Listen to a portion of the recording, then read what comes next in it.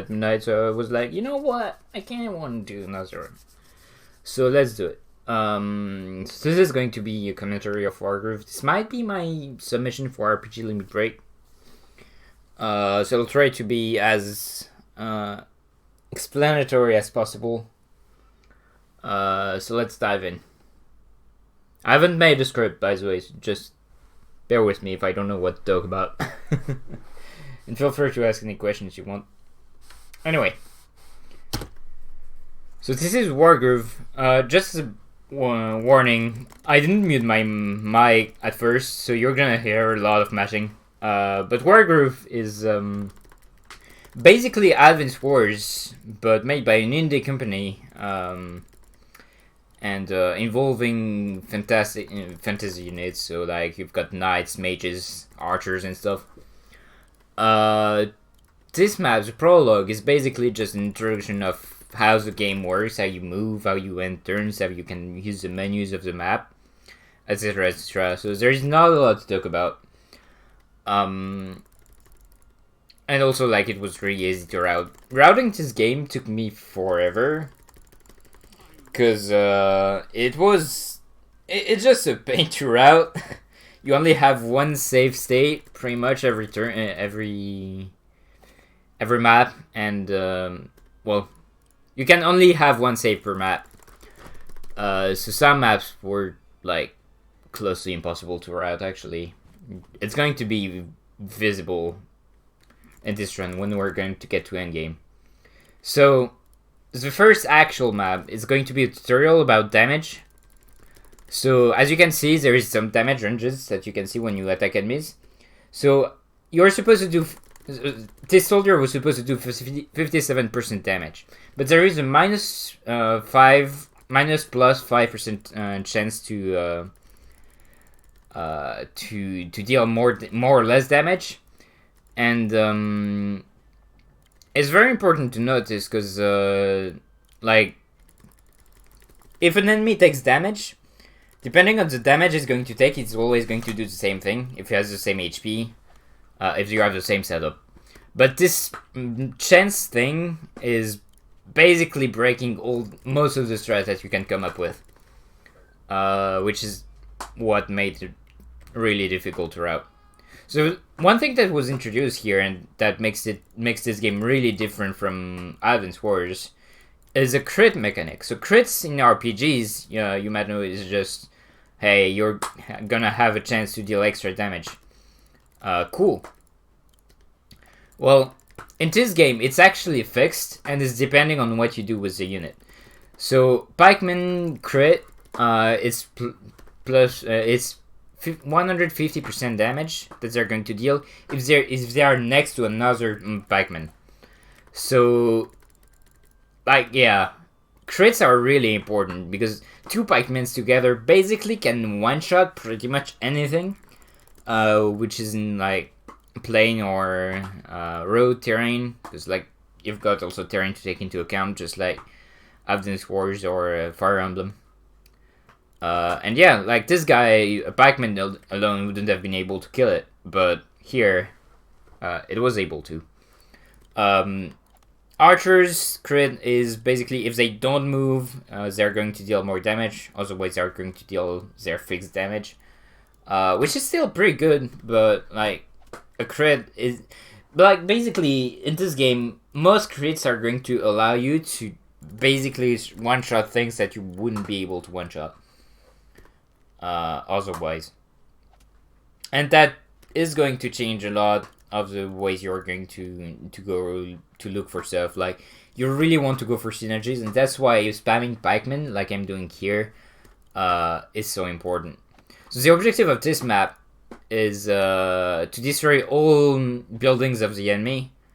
So there is just this bark that's producing units that's really easy to take down because pikemans are too strong. Pikemen are really good. The only thing about them is that they only deal they only move 3 square, so like it's not really good in a speedrun setting. Thankfully, we've got a knight here, so in this really cute horse, they can move up to 6 move, and their crit is actually doing their being attacking an enemy that's 6 tile away from them. And they have pretty good damage. The problem is that their crit is really hard to set up because otherwise they basically die when you try to use them. Because like imagine charging in the middle of an army. Sure, you kill something, but then you die. And also pikemen are stronger against knights, as you would expect. Like just like Advanced Wars, this game also has some ways to counter other units. So the objective here is to either take down Ragna, which is a commander, or take down the HQ, which is basically a buff building. So commanders basically don't have any weakness, besides bombers, or the equivalent of bombers. But if they die, it's over. They're also really, really strong. They can deal a lot of damage to pretty much any grounded unit.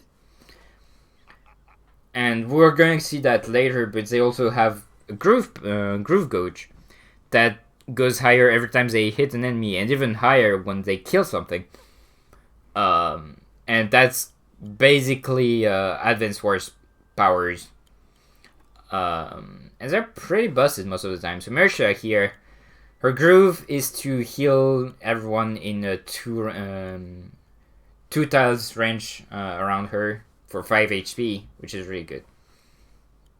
So this map is pretty easy, but it still takes a little bit to prep. So you've got villagers that are going to spawn until turn 8, and the objective is to save them. Bring them to the top right corner. And to do that, we're going to be able to use the wagons, which have an outstanding 13 move on road. And while they can move only half that movement on anything else, but that's still at least 6 move, which is a knight move, which is already like the highest move in the game for grounded units. So like wagons are really, really good, and they're going to allow us to speed up things tremendously, because just having this extra movement for either your commander who only has 4 move, or just pikemen, or anything really that only have 3 or 4 move, is going to help a lot to speed up stuff. Otherwise, this map is really straightforward. There is only going to be units spawning from the 2 ends of this map, where I have Mersha and the 2 pikemen. The 2 pikemen are able to take on pretty much anything that's going their way, because they're already in a crit position and they're next to the spawn. So like, really free kills for them. The knights kind of have to work a little bit, but still, like with the help of Mersha, you can pretty much do whatever you want, and it's going to work out. I do need to bring Mersha to the top right corner at the end of the map, which is why there's a second wagon here that's basically doing nothing. It's just waiting for the map to be at the point where I have to run away with everyone. Also, that's an unintentional heal that I just did there, losing a little bit of time. Which is fine, because like that costs only 5 seconds, and I had an hour to save on my PB, so like I don't mind too much. And there's a lot in this game to do, so yeah, whatever. I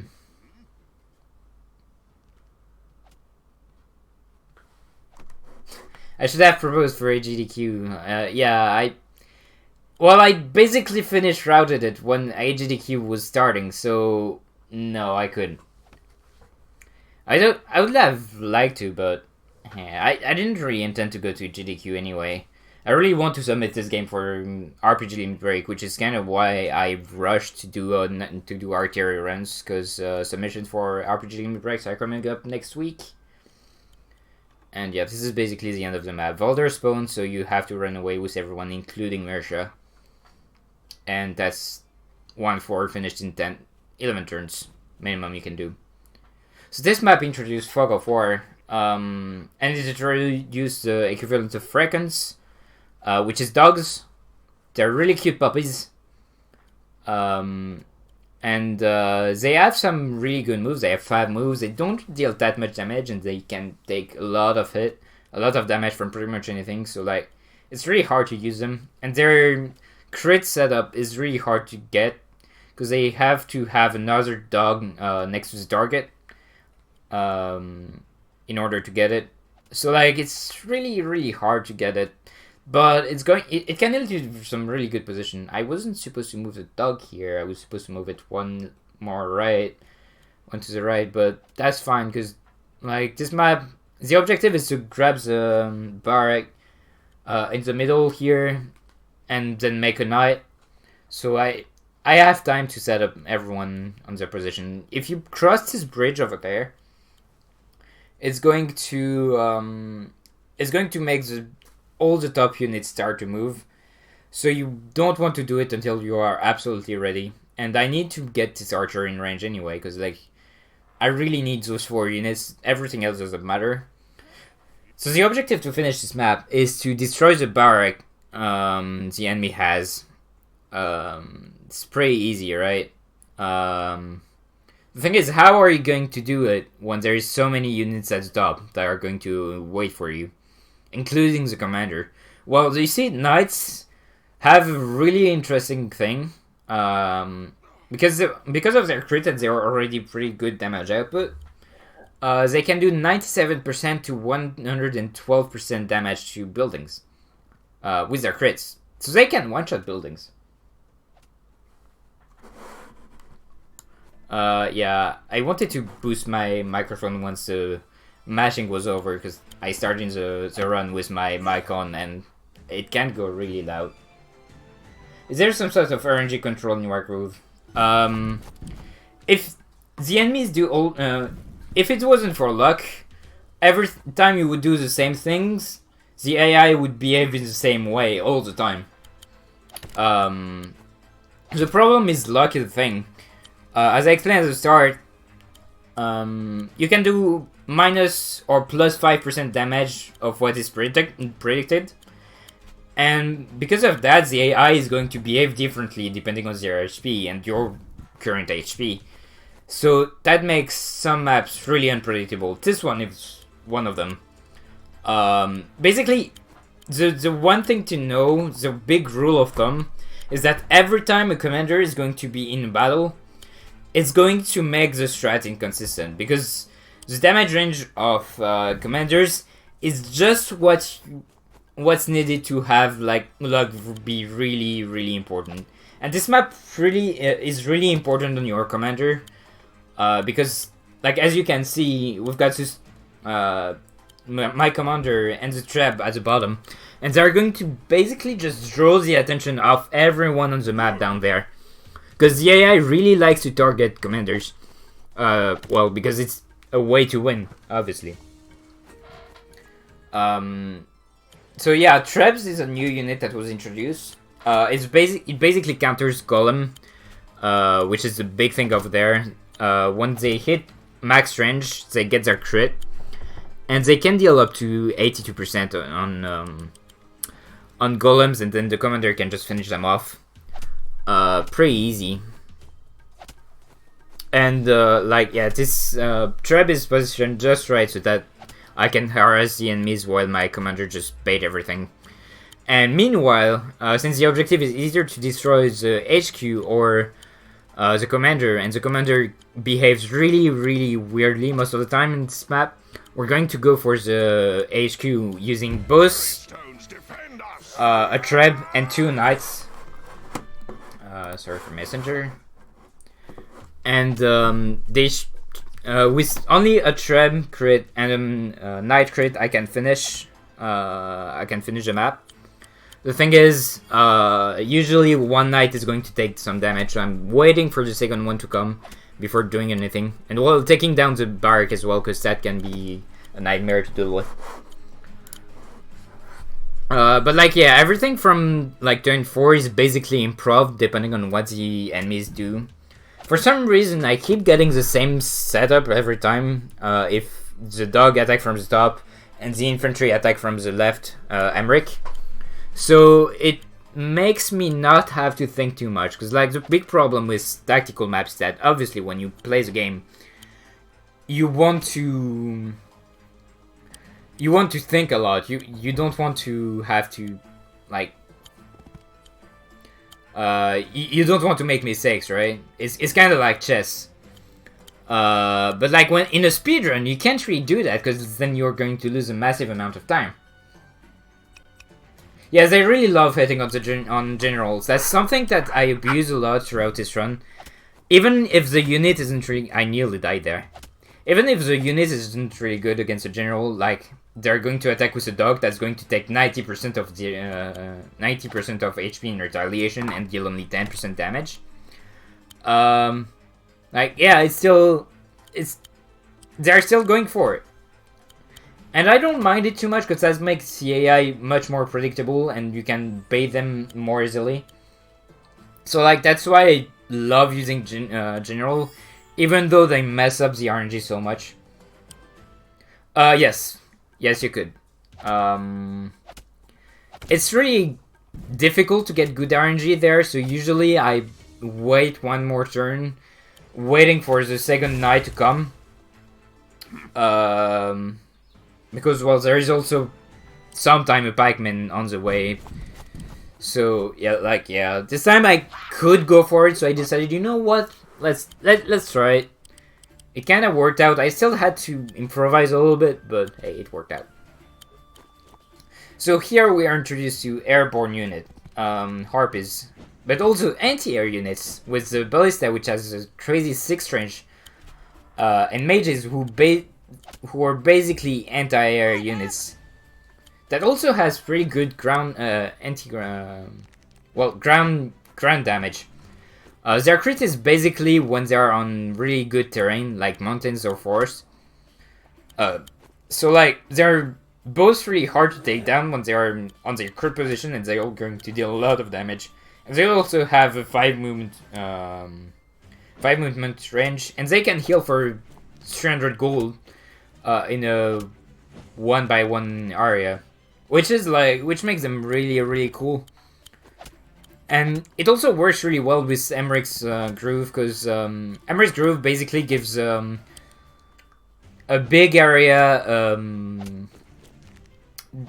3 defense for all the allied unit, which means that every mages are going to be able to have their crit set up. So it's a pretty good combo. And right there, Ragna just brought herself to death. For some reason, this strat works pretty much all the time. There can be situations where ranges are going to kill that strat, but it's fairly consistent. And yay for mages. Also, yay for Mercia for having a completely broken groove. Both heals her and all the units around. So okay, this map, everything goes so fast, man. We're going to be able to have a little breather with this map because it's a little long, about 5 minutes 30. And you only have these 5 dudes to finish the map, and you're gonna go all the way around. And the objective of the gimmick of this map is that Emmerich has to reach all the flags. And that means you basically have to rush with him if you want to go fast. You can't slow down and take down everything on your way, keeping everyone alive. But it's not really the point in a speedrun. I'm doing the main story. So this category, yeah, I didn't explain. This category is the main campaign from a New Game Plus file.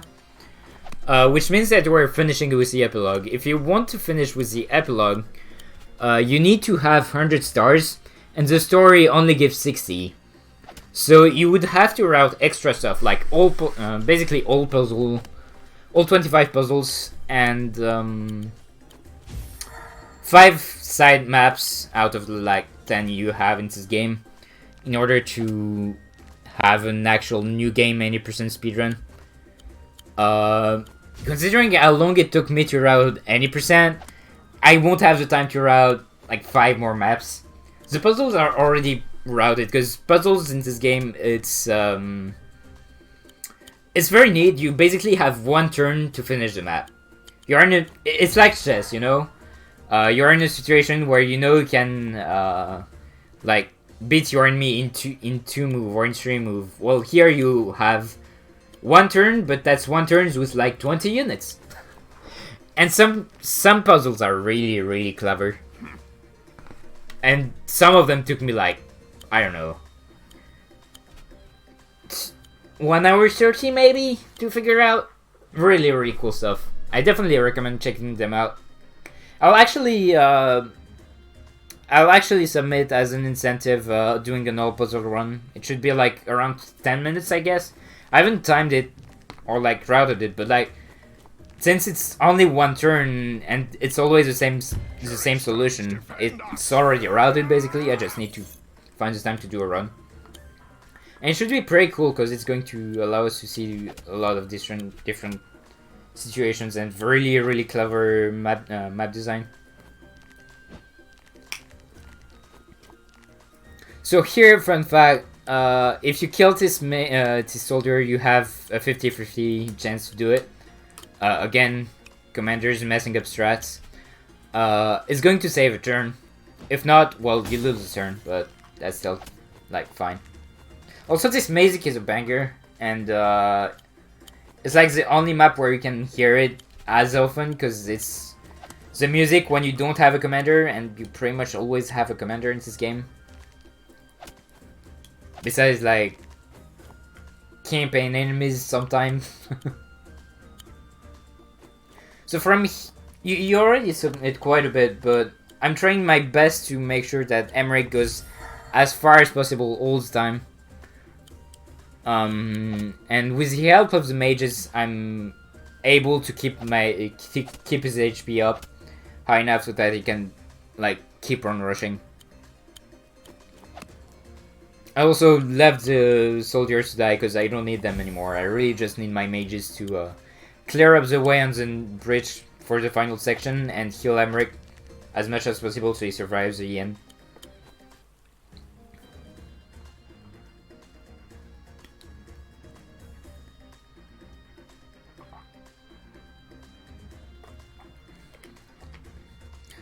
Also worth noting that I messed up the strat a little bit.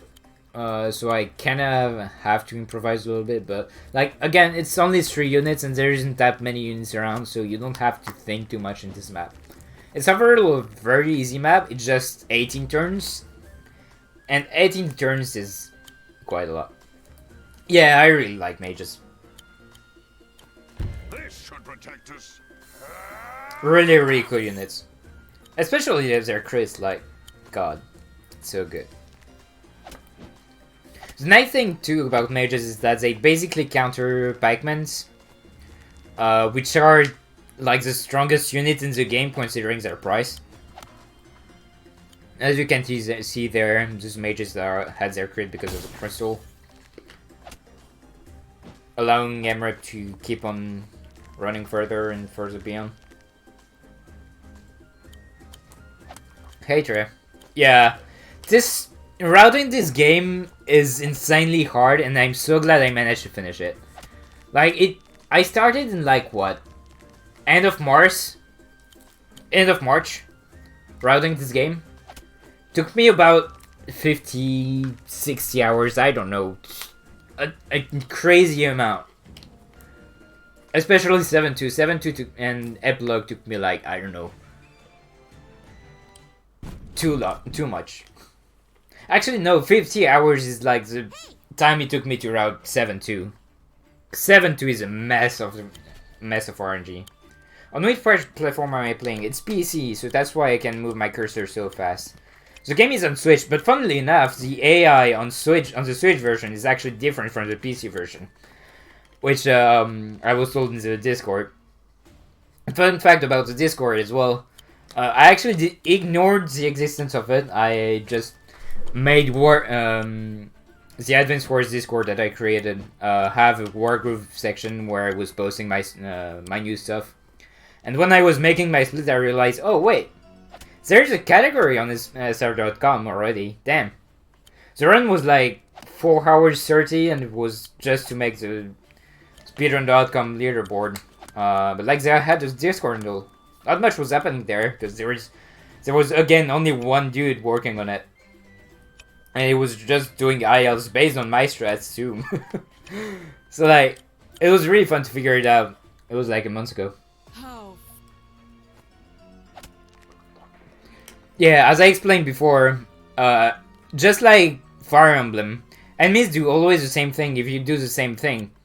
The thing is, you can't always do the same thing because there is a luck parameter involved. Every time you are going to deal damage, there is a -5 plus 5% damage you're going to deal.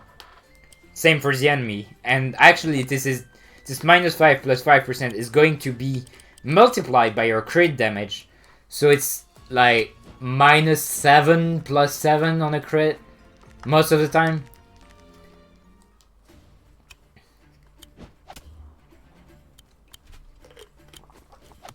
So here's the objective, is to bring Mersha all the way to the right of the map. It would be really tedious and if you had to do all 4 movement by 4 movement, but thankfully she can climb in that wagon that I just made. And wagons have 13 moves in this game. And 13 moves is actually a lot. And like, if you don't know about that, this map is pretty easy. You just... It's just a really long road. But once you know it and you try to low turn count this map, it actually becomes really important that you plan out every move. And like that's some really good map design. It's a really cool gimmick of a map.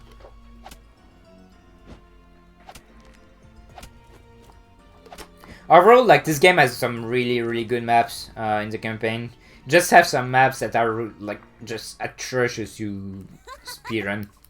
We're going to get there at some point.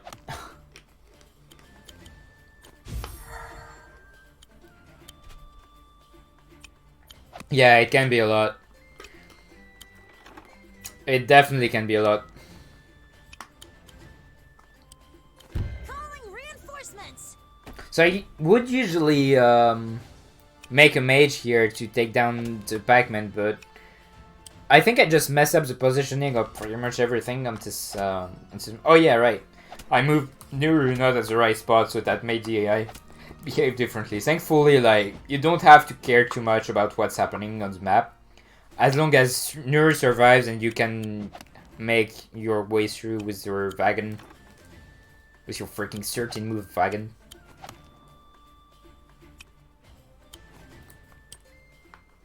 Like, it really is a lot. Again, the highest movement unit on the ground is knights, and they have 6 moves. Wagons have 13. And also, like, you can do your full move and then climb into the wagon on the next tile. That's just how insane wagons are. Like, I'm pretty sure anyone who played this game who got to 1-4 where they introduced wagons just realized how broken that shit was. And it's only 300 gold too.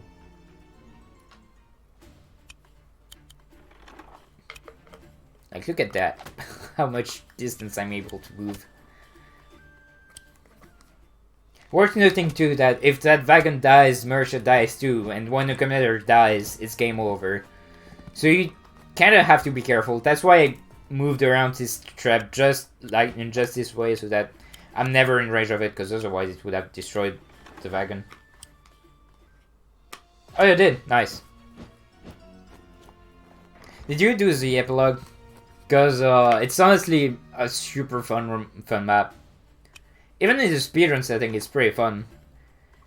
Even though, like, you have this much pressure because this map is super long and you really can't manipulate the RNG for it.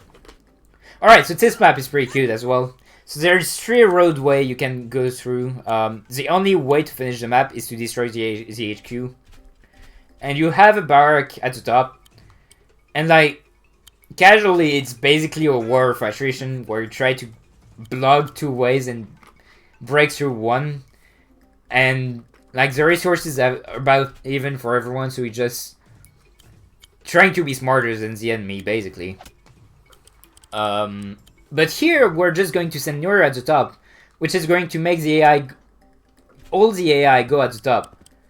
And that way we can sneak at the bottom pass and take down the HQ sneakily. So sadly, in order to make this strat works, I need this soldier, this infantry not to die to the pikeman. It's not such bad odds, but it has happened enough where like you just reset at this point. No, that's 7-2. Epilogue is where you're fighting the secret character of the game. And the turn limit for S rank is like 40 turns. So like I finished it in a little under 30. 26 would be the best, I think. But like still, that's 26 turns where you have pre-deployed units. It's pretty crazy. So depending on what happens in this map, I don't really know what does what, but the AI is going to behave differently. Overall, I still can do the strat to sneak on the HQ. The only thing is that I need to keep Nero safe. Because if she dies, then, well, it's over. Yeah, in order to get the epilogue, you need 100 stars, which is why this is New Game Plus with the file already cleared, because I really wanted to show off the epilogue, because it's such a cool map, and like I didn't feel like ending on 7-2, because like it's basically bad ending where stuff happens and game is like the end integration point.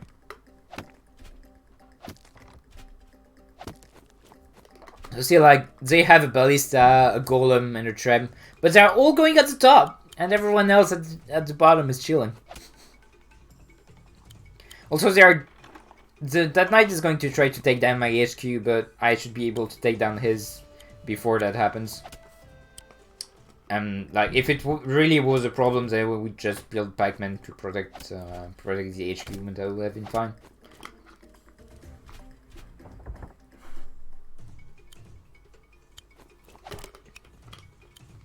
And yeah, this forest conveniently placed is going to make this skill possible. You can actually finish the map in 8 turns, but the ranges you need to hit for that are pretty stupid.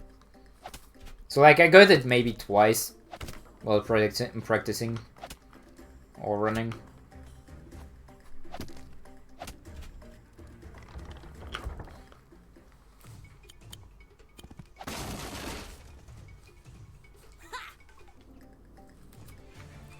The next map is also pretty cool. When you look at it, you might feel like it's going to be the same thing, kinda. But, well, the AI is dumb. So, something that you can do in this game as well, that, well, it was shown off on the Ragnar map. It was like 3-1. Ragnar just kinda rushed at me for no reason. We're basically going to do the same here, and that's kind of the point of most of the maps from here that have a commander. My splits are comparing against the first run that I did that was absolutely garbage. Actually, it was very garbage from 4-3 onward. And my 3 hours run was running against splits that I did for practice, where it was just doing all the acts one by one with splits, running against splits.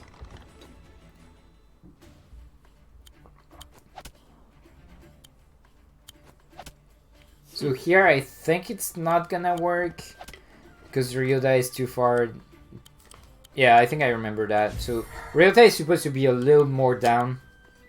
Because now he's not going to attack Mercia, and that means the strat will fail. I never got that when I was driving it, but I got this setup like 3 or 4 times last month. It's really weird. Sometimes the AI just behaves in a really obscure way. I don't really understand why the strat is not working.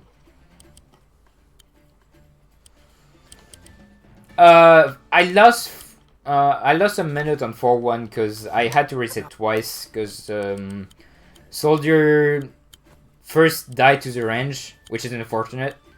It can happen. And the second one was just because I misplaced the infantry, so it couldn't attack the pikeman on the next turn. So losing that minute is actually expected.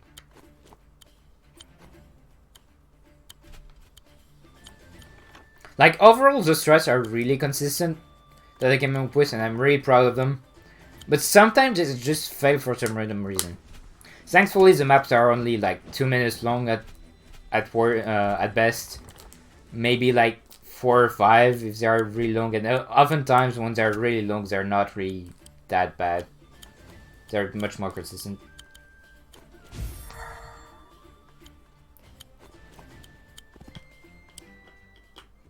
Yeah, no, my 3 hours run was actually pretty good until Forster happened.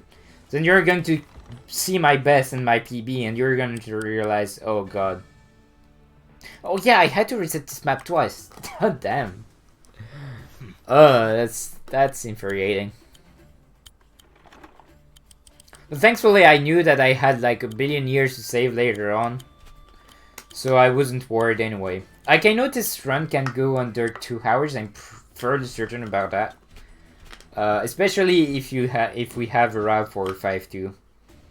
I used to have a route for 5-2, and then I realized that it was nowhere near as consistent as what I remembered when I was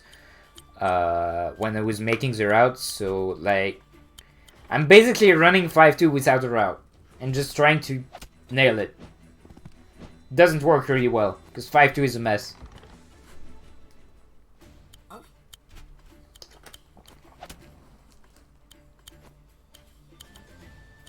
So here, as long as the area attack goes full all the way down, the strat is going to work. If it doesn't, then I have to abandon. I think that's basically what I figured out on my last run. Because otherwise the enemy has a bomber, and like, I'm not taking down a bomber with this team. Or like, it's going to take forever, and I'm going to get pinstered with the knight and the harpies and everything. So like, may as well retry. It doesn't take that long to go through the strat anyway. And right there, Ryota just decided to go on Mercia, and he's just dead. Because that was my trap. Yeah.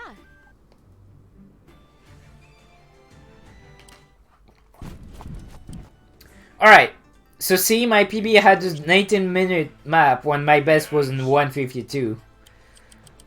And I really don't understand why I had so much trouble with this, and why I was consistently hitting the wrong AI behavior. And fun fact, I kept doing that in this run. And I still don't understand why this happens. I'm just going to work on finding out why. Anyway, we're finally going to have our golems, even though the enemy had that for like since 2-2 now.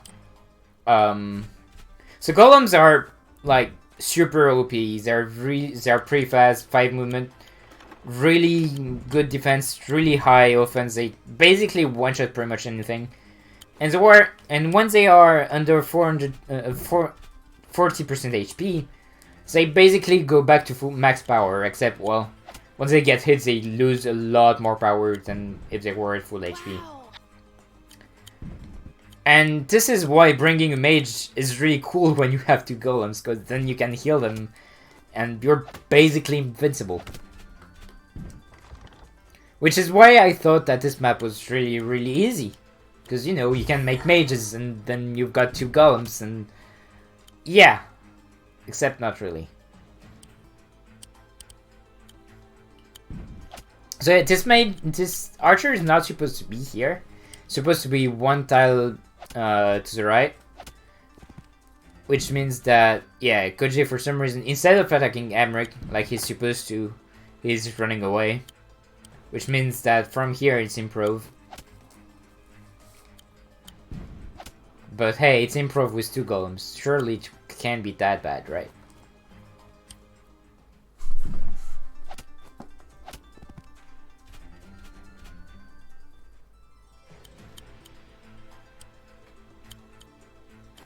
This should protect us.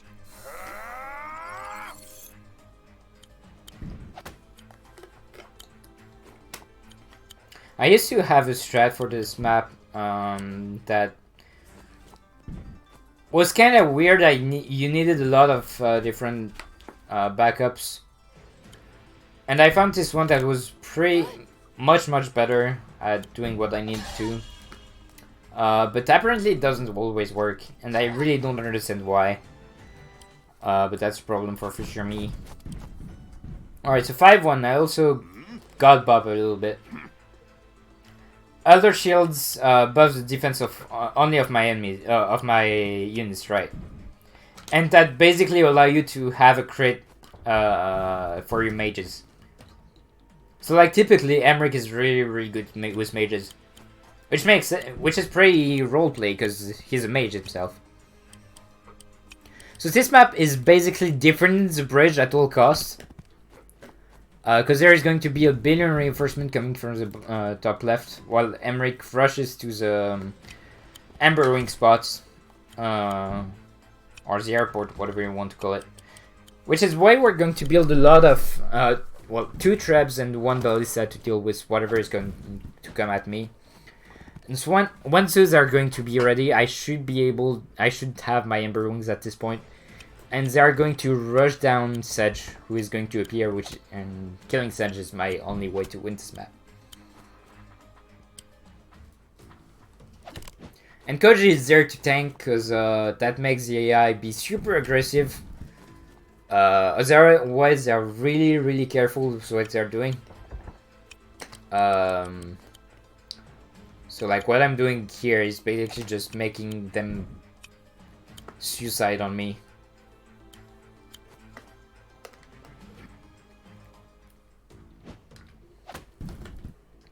And keeping them at bay with my Treb and Ballista and my second Treb that's coming up.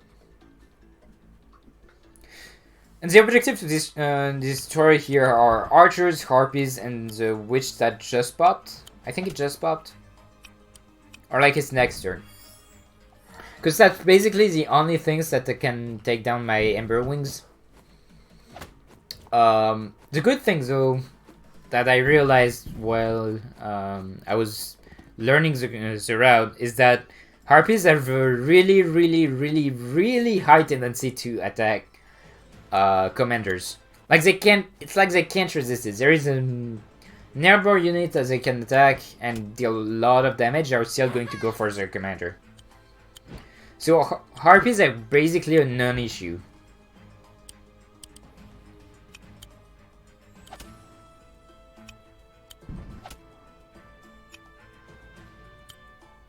Which means that what can damage Koji is really just harpies and pikemen, because archers are too slow and they can't really deal any damage. So you might think that Emmerich is in trouble here with the 2 golems that he can't fight off.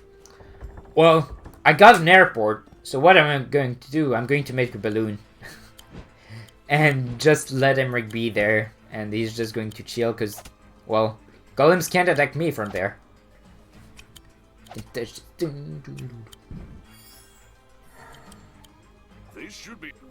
Like, sure, I get an extra cutscene, but then that means that I can have my all 3 Ember Wings at the top instead of one trying to protect Emmerich. Like I did casually, and at first when routing until I realized, wait, I can make a balloon. So now the objective is trying to find a way to Sedge. The strat is basically improv at this point, because, again, damage ranges are going to change the AI behavior. So just trying to take down as many stuff as possible. The witch as well, because it can destroy an Ember Wing, basically. And once that's ready, just make sure that the commanders stay alive. as well, and well, otherwise it's done.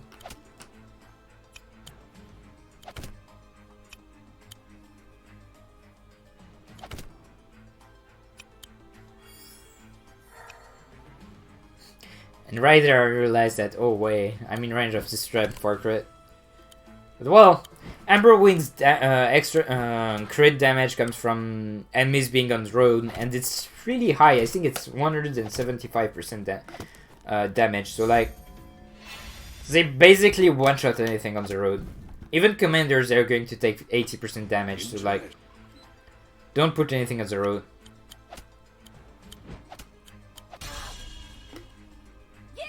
MDG. Alright. 5-2. 5-2. The start of the map is going to look like anything else, really. I'm just going to move my units real fast. For like 3 turns. And then I don't know what's going to happen. Seriously, I don't know, and I gave up on trying to find out. There has to be a way to make this map consistent. I truly believe that. But I don't want to route this chapter more than that. So if anyone feels like routing this map and finding a consistent strat, I'm giving you $50. No joke. Prevent me from having to do that for RPG limit break if this game gets in. So the objective of this map is take down the 4 barracks and the airport.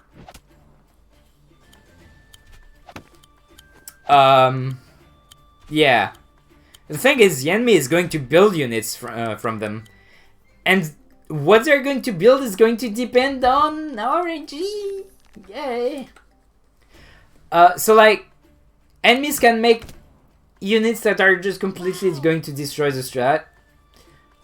They can move in positions that are going to completely destroy the strat. It's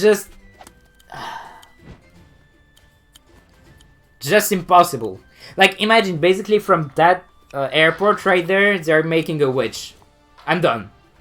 I have to restart the map because like then I have an Ember Wing right next to it, and I can only take down 1 witch on this map, which is the one that's built consistently on turn 2. And right there, the witch decided to move down, so I'm just going to restart and try to make sure that it goes up so that I can take it down. Which is why you're going to see a lot of quick save.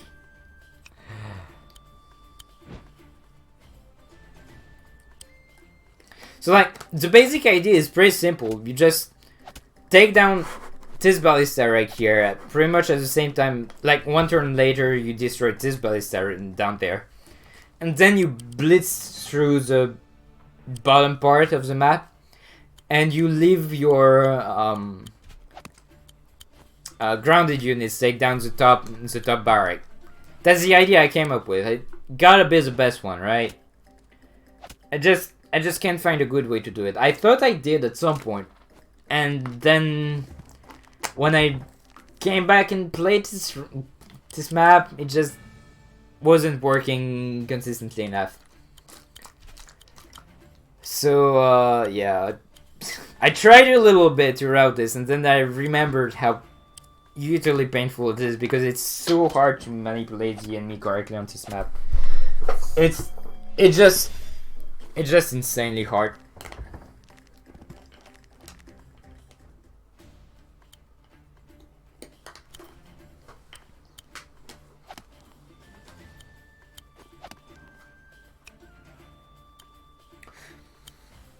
So like, I was also trying to find a way to do it as fast as possible, which doesn't help to try to go LTC all the time, consistent LTC all the time. As long as I have a strat, really, I don't mind. I just want something to work with.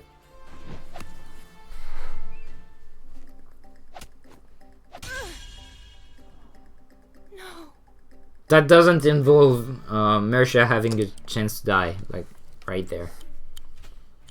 The interesting thing about RNG in this game is that ranges are pre-calculated somehow. Like every time you are going to try to do a move with a unit, even though you moved another unit before that, you know, like kind of like Fire Emblem, where you are like 3 houses. You move a unit, it's going to deal a crit, and you go like, yeah, I can use that crit with another unit. That's going to be more useful. It doesn't work in this game. Like, if a unit is going to do a crit, it's going to do a crit whether it's going to be the first one of the turn to move, the last one, or the third one. It's like you can't... If you want to go for a strat, you're going to basically have to pick another one. If it starts not working.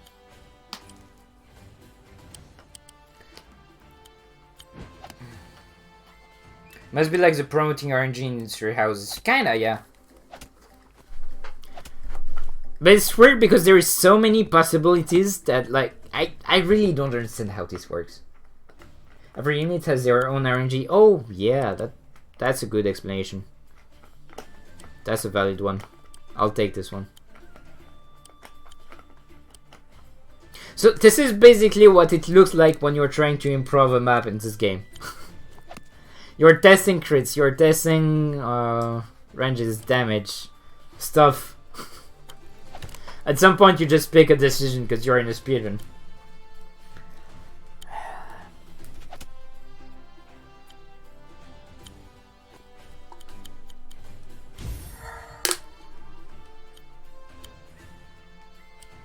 Yeah, exactly. That's something I realized too.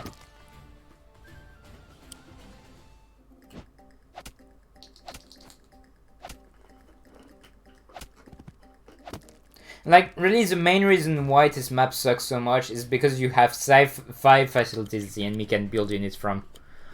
And you can't cheese it by killing the commander by baiting and killing the commander. You have to take down...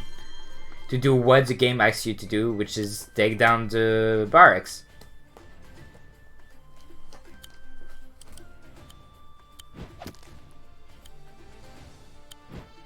The most important one to destroy is obviously the airport, because if there is a witch that pops up, you're ultra dead. So you need to take it down as fast as possible. And then from the barracks can spawn unit that can recapture the buildings that you already destroyed, which means that you have to destroy them again. So you have to be aware of that when moving your Ember Wings. Just try to make sure that the enemy can't recapture the facility right after you destroyed it. Because, like, as good as Ember Wings are, there is a point that they're going to take so much damage from buildings that they're not going to be able to destroy it. Like I'm doing here. So at this point the map is pretty much won because I took down the Trebs. I took down pretty much everything that was coming my way at the start. So really the only threat that's going to come to me is like that rightmost barrack. Because my Ember Wings are basically going to destroy anything that's coming my way otherwise. So I just have to slowly get through everything and get to the right barrack. Making sure that my already pretty highly damaged Mersha doesn't die.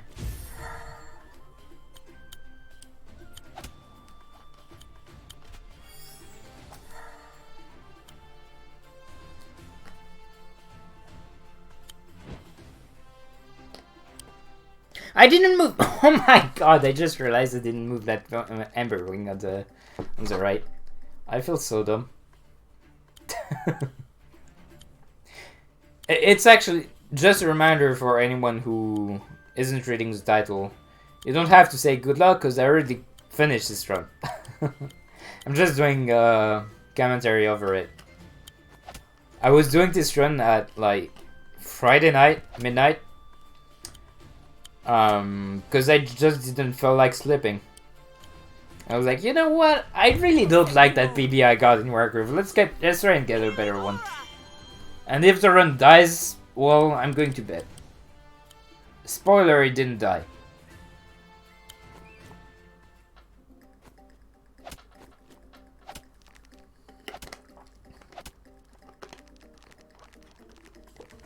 Well, I don't want your good luck today.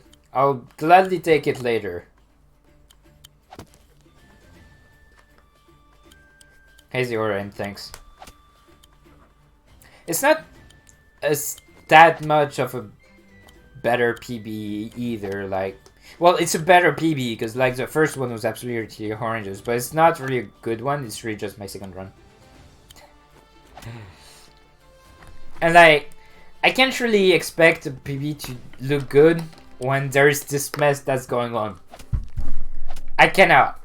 I respect myself as an RPG speedrunner and as a tactical... as a Fire Emblem runner and... Like, whatever. You get it. I can't respect this run. I cannot, for the life of me, respect this run as an actual run that, like, is good.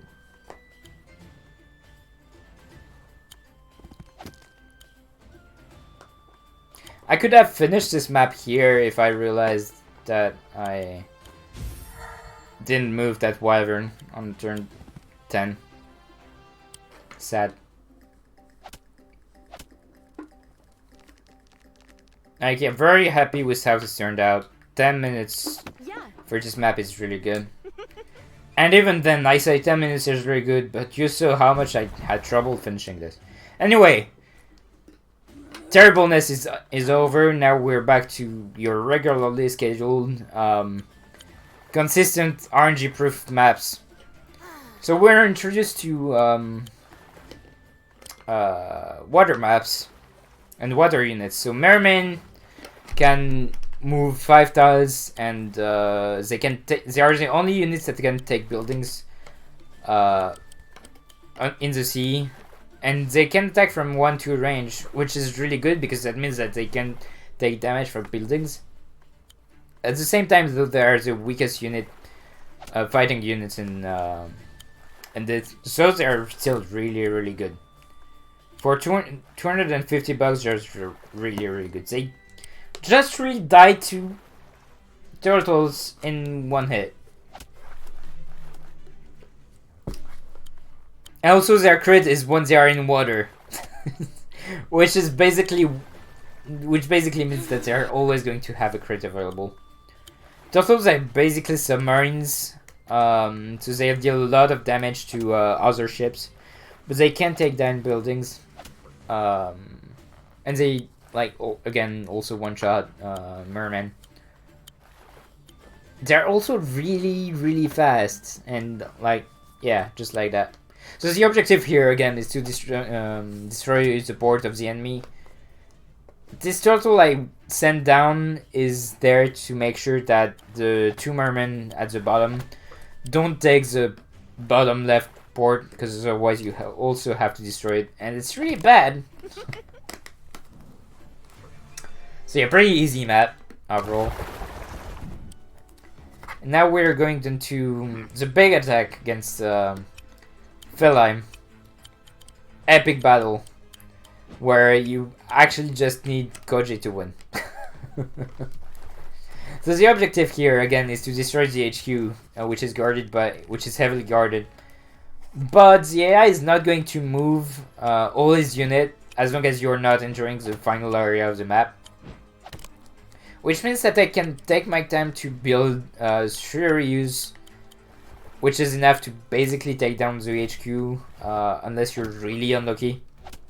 Like, the damage you're going to deal to HQ is like 32 to 42% damage.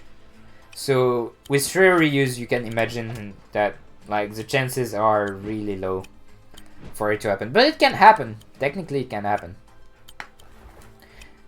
And like, the game is trying to prevent you from doing that move with the 2 ballistas, with the ballistas guarding the middle spot. but you can take them down with your reuse because they are not covering each other really well against them. Especially if you're not moving them, like, come on. I have to take down this ship down there with the harpies, which is why I'm moving them too. Because otherwise they're going to harass my reuse, and it's really bad. Because like, harpy ship are basically anti-air range ships. They can't move really far. I think they have a pathetic 4 move, but they have like 6 range, so you can take them lightly. I'm also taking down some units on the way because that's going to make enemy phase shorter, and like doing this move isn't really slow anyway. Also brought Nuru to the main part of the city so that she can be safe, because all those water units that I'm not taking care of would destroy her otherwise. I know I tested that.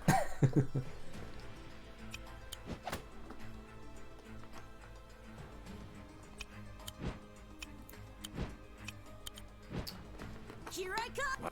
So fun fact, the ballista at the top of the HQ, it's going to move this turn. It's going to move either on the left of the HQ or the right of the HQ. If it goes to the left, then I win on the next turn. Otherwise, I lose a turn, which is like 40 seconds in this map.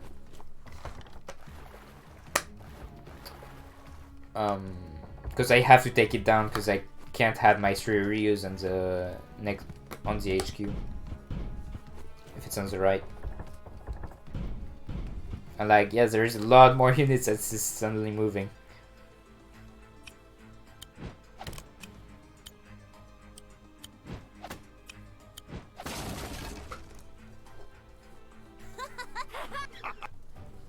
Alright. So, last map of Act 6. We're starting to get into the heavy pre-deployed maps. So here we have 2 commanders. Mercia, that we already saw a lot, because, well, she's the main protagonist. And her dog, Caesar, who's also a commander. And this groove is actually super fun, because, like, he's just going to be a dog, and everyone is going to feel like they're ready to move another turn. Around him, that is. It's not that great because setting it up is really hard when your units can only move like 3 or 4 move at best. But it's still pretty useful. So here, what I have to do in this map is I need the archer to go down. And in the previous map, it wasn't going at the right spot. The strat overall is really solid. I just kind of improvised the end because, like, there's really no point in routing it. It's fairly easy. So the difficult part is at the bottom, when you have all these units to take care of and all these units to move. We're going to end with like 6 units as when trying to take down Valdor.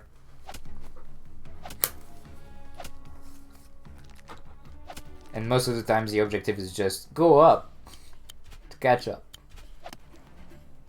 So those 2 pikemen right there are not going to be used anymore. Sending this infantry down on the archer makes like all 3 units at the bottom left not attacking me, which means that like I basically killed them.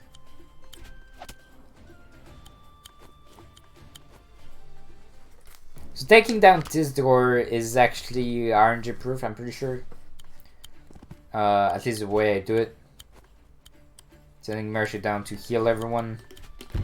Like, in pre-deployed map, Mercia is really important.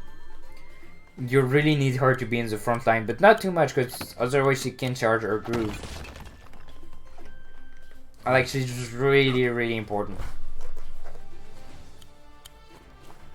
I really want to keep my mages and my knight ready because they have good, all good mobility and they have some pretty good damage output.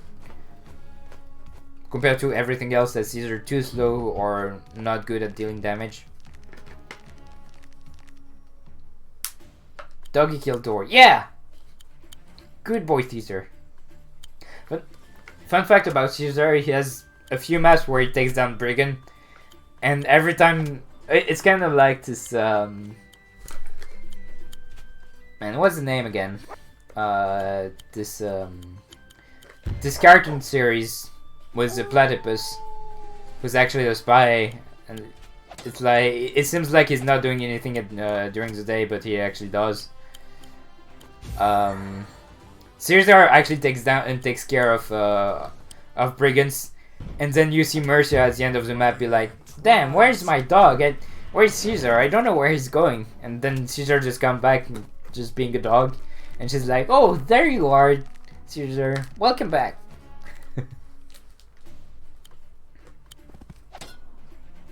It's free. Paris the Platypus, yes, from Phineas and Ferb. Thank you.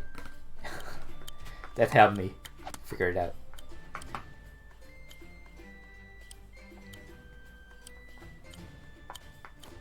So this guy can survive, but I still have my archers available. My archers are going to be really good to clear out this last dispatch of enemies that are going to go in my way. Now the objective is going to be to set up myself to blast through Valder's room. In order to do that, I want, well, all the important units at max HP, which is Caesar, Mercia, my mages, and my knight. And the trigger to make everything move in the boss room is right after the 3 ties corridor thingy. So I'm going to set up everyone right there and just blast through the room on the next turn. I'll save you all. Healing aura. By my hand. I can't remember the song anymore. It's been so long. Shout out to that dog who's surviving with 1 HP to pretty much everything. Oh, and yeah, if you're feeling bad about dogs going to war and stuff, don't worry. Dogs actually don't die; they just retreat. Everything else dies though, but like, they don't. Dogs don't die. That's the exception. By my hand, rise.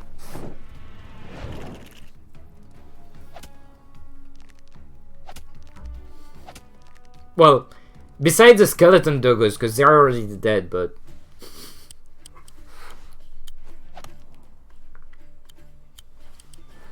So yeah, the gimmick of this map as well is that Valder always has his groove available on every turn. So that means that he can spawn a free swordman on every turn. But well, it's not so bad because you've got Mercer's groove to heal up everyone, and well, he's not going to deal any they're not going to deal any damage to the knight or the commanders. So, yo, thanks, Arcana.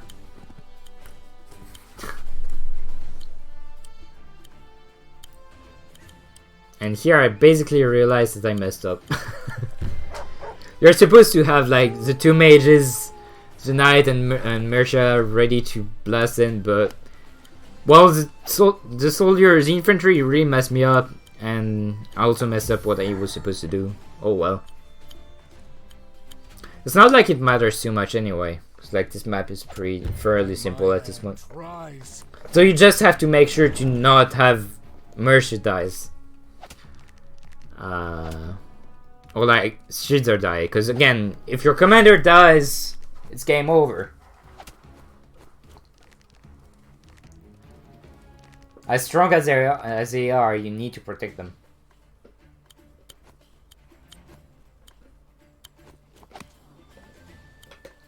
So in order to take down Valder, we don't have that many strong units actually. So it's really better to take down everything that's nearby, just to make sure that you actually like don't die from retaliation on the second turn you attack him, because you can't really take him down in 1 turn. You need 2 turns. Sadly, my knight is going to die here, Rise from your but I have good grave. Marisha's Groove, so I should be fine again. Marisha's Groove being giving you the chance to heal 5 HP to anyone in range is incredibly busted. Like, it's so good.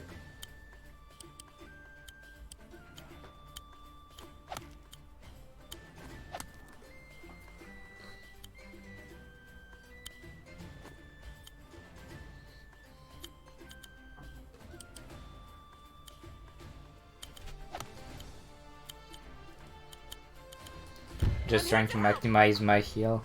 I probably shouldn't have, but you shall never know with this map. Unless you quick save. I probably should have quick save instead. At some point he's going to stop spamming his groove. I don't know when he does that. I'm really not sure. But when he does, well, it's GG. Alright, so now Act 7, basically the end game. So 7-1 is actually one of the easiest map of the run. The strat though has this 25% chance not to work. It used to be wait. Yeah, it used to be lower than that, but I found a way to boost it by like 25%. Yeah, you only had 50% chance for the strat to work. Now it's only 25, and I'm not even sure about what I'm saying because I'm not sure about the Harpy's damage on building. Basically, depending on the damage of the building, I'm gonna be able to tell which strat I need to do. And right there, I was supposed to take that building instead of, just wait. Can happen sometime.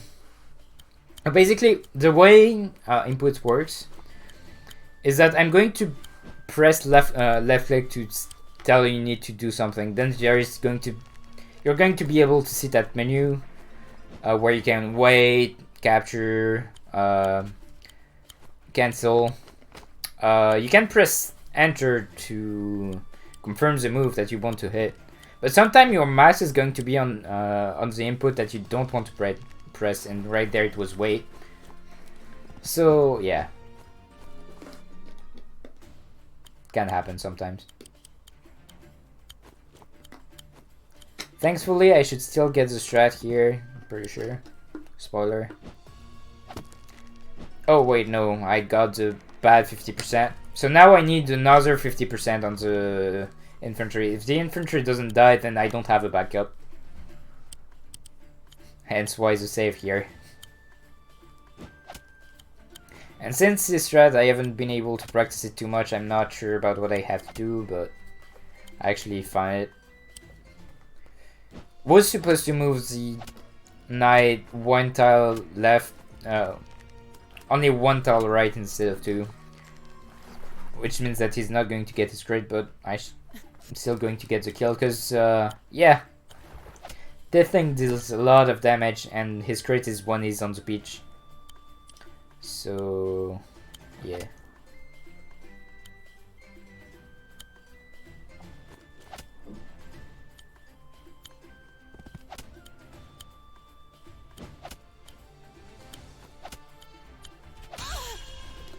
Easy. Fun fact, I actually pretty much cleared this map this way in my casually. Alright, so we've been playing Advance Wars for like an hour and 15 minutes. Now we're going to play Fire Emblem. We've got 7 commanders. That's it. That's a team. We only have that. And as I said before, commanders are the worst you need to attack with, because they are going to make the AI behave differently every time you're gonna hit a range of a commander. That's basically the rule of thumb. So this fight, as much as I tried, it's not possible.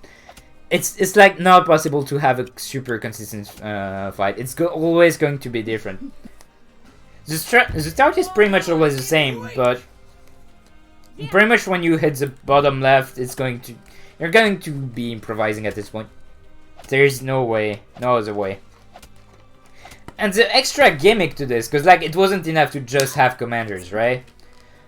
Is that Elodie, the commander, is going to take control of one of your commander every 2 turns. So the order is always static. It's Koji, Nuru,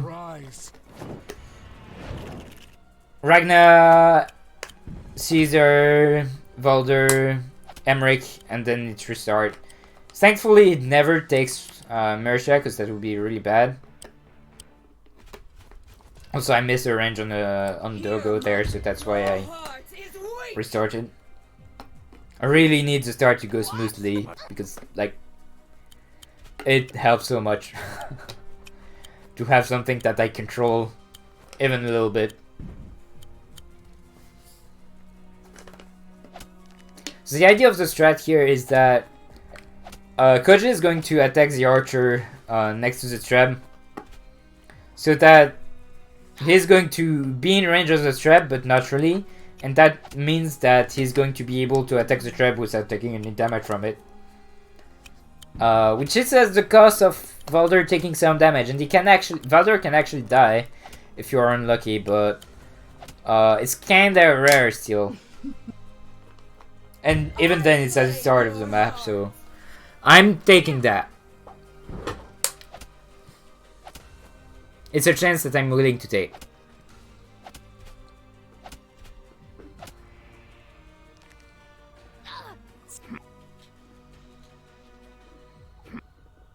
Also, like, yeah, if you're wondering, I do have all groove of the 7 nudes. Which is really good, because obviously Mersha's groove is essential to being anywhere close to surviving anything. Valder is really good, because that's going to make you have much more mid-shield and much more ways to, like, attack stuff and bait stuff and like, it's really important. And also, like, it charges every time you kill something. So, like, every time you kill something, you have a free unit that's able to move on the next turn. It's really, really good. Mersha's Groove, I also want it available as often as possible, because, like, there's a lot of units to take down, and I need the HP really bad. Especially if my commanders are going to attack me. Nuri is also really good, because just like Valder, having extra units really help. And being able to have Spearmen to take down the Knights and just have their crit available is really, really good. So I'm gonna try and keep them alive as much as possible. Koji is also very important, because having 4... If you can manage to get 2 grooves of Koji available before the end, which you can pretty easily if you follow this strat, or this game plan that I have. Basically, it kills Elodie. I'm not sure why I restarted, but I did. Oh yeah, right, I think that's because I wanted to have Emery's Groove.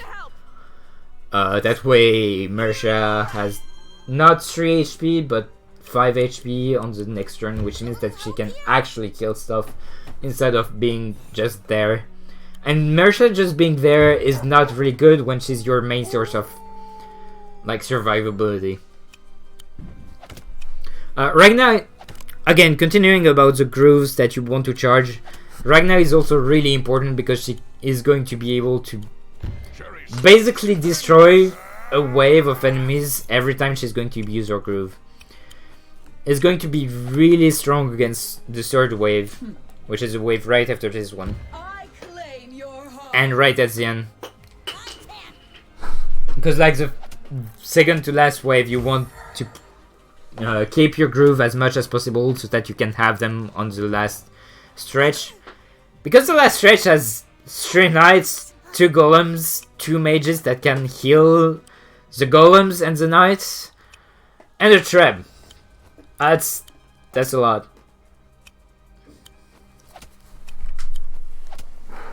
And yeah, that's, like, Caesar and Koji are good, but they're really not worth focusing. So Yeah, that's basically the game plan that I have here.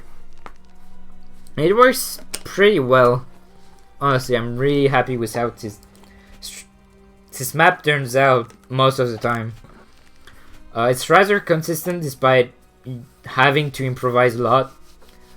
And like the big problem as well is that if you lose any commander, you game over. And that's rough.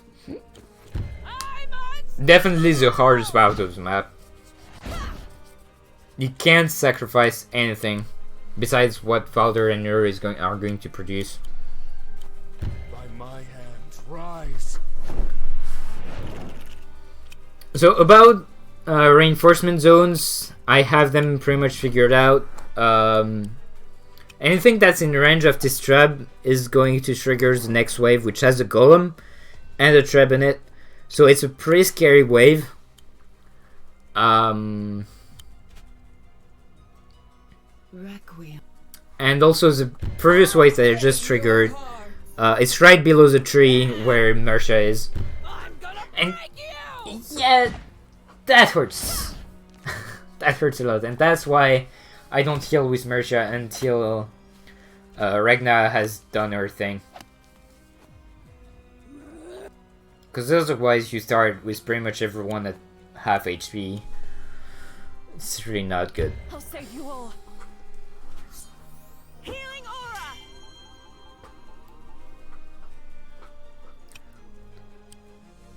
So at this point the main problem of this wave is cleared. You just have to clean up and get the groove available for the unit you want to have a groove available. Yeah, Ragnar is so good on this map. Thank God she's there. Also, being able to use your advantage, the fact that like one of your units is going to be controlled on the next turn is really good. I already did with Koji. I did not redo it with Nuru though, kinda, because that meant that no one was blocking the way to take down the Treb and everything on wave 2. I also did with Ragnar because I was able to go super aggressive with her and she wasn't punished for it on the groove use. The problem though is that you have to use your groove before being controlled, because otherwise you're going to go back to 0% groove, so you basically lose a groove if you don't use it before being controlled. Which is why losing Mercia being controlled would be really, really bad. A little help here.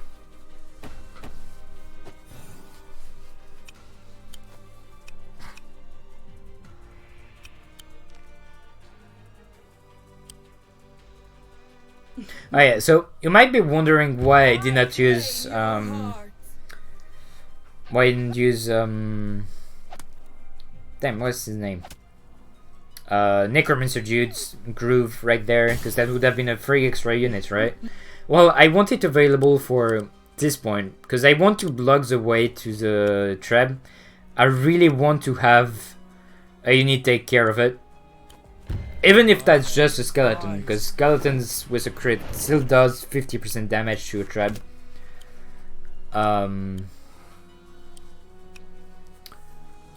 And like that's going to mitigate a lot of damage that this Treb is going to be able to do on this turn, where a knight and a bunch of extra other dudes are going to do.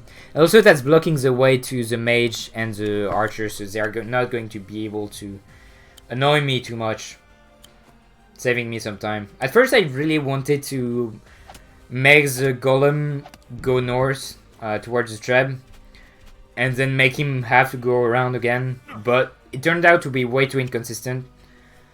So I just decided to like take the golem head on. And like, even though that's the difficult part of the map, because you still have a Treb that's annoying you, it's still manageable, especially when using Emrich's groove for you.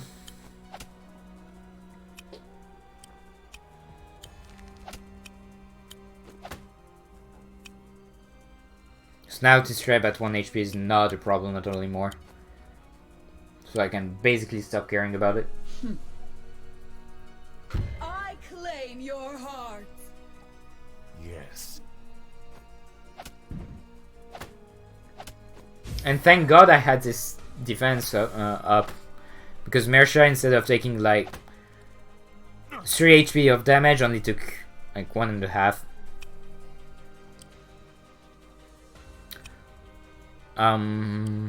Yeah, difficult position. Though not really, I just need to find a way to clear up the way to the mage. I obviously want to use Mersha's power here because she's at 4 HP. That's basically the moment you want to use it. And there's a bunch of dudes that are at low HP.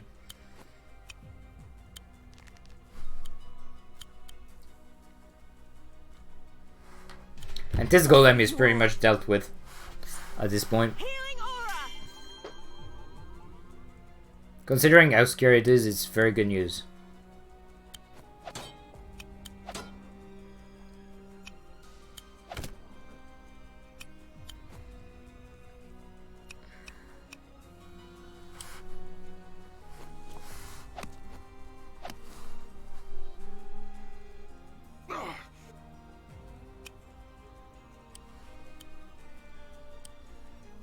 So already having Koji's Groove available right now is quite insane. I usually only have it by like at the end of the next wave, and being able to have it right now is nutty. Again, as I said, I would have lost this groove if I didn't use it, so this is why I'm using it now.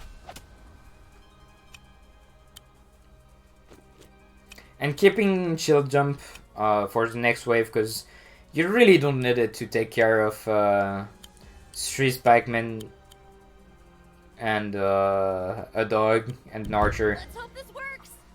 That'd be, as juicy as it is to take care of all these targets, it's going to be much more useful on the next turn. On the next wave.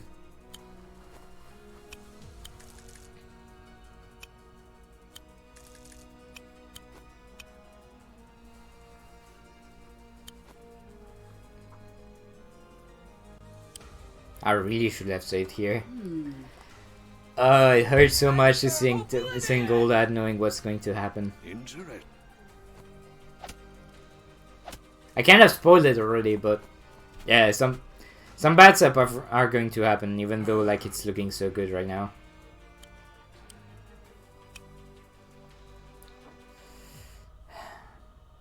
And this is why I'm really unhappy with this run, really.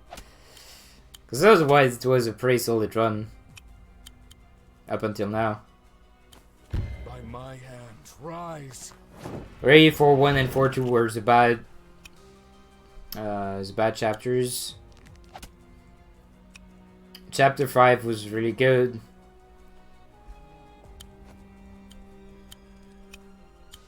Like, yeah, everything was good. And then 7-2 happened.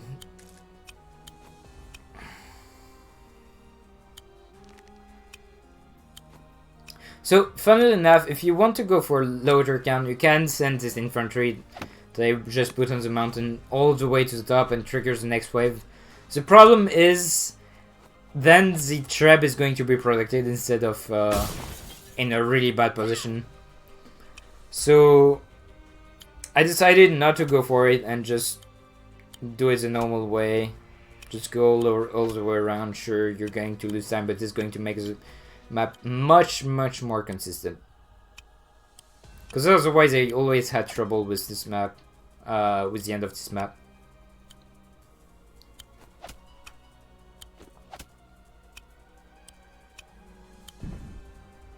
Yeah, so sending one general to the north spots so that he can do some cool stuff, basically.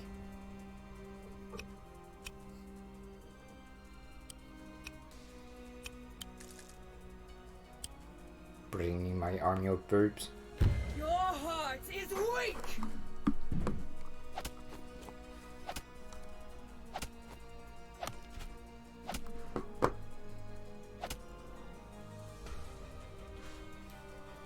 It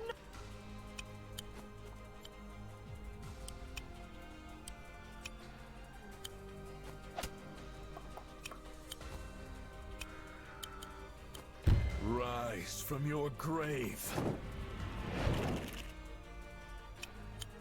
Oh yeah, this was a mistake right there. So see, I just put Valder in range of the trap. This is my. So that means the trap is not going to move. Which means that I'm going to have a really bad time trying to get to it. And that's where I should... And I think at this point I just decided, yeah, you know what? I'm in a bad spot, so I'm not going to save. Because I know I have a checkpoint right there. Yeah, exactly, right there. That's what I just did. And I really should have, because my last save was on turn 8.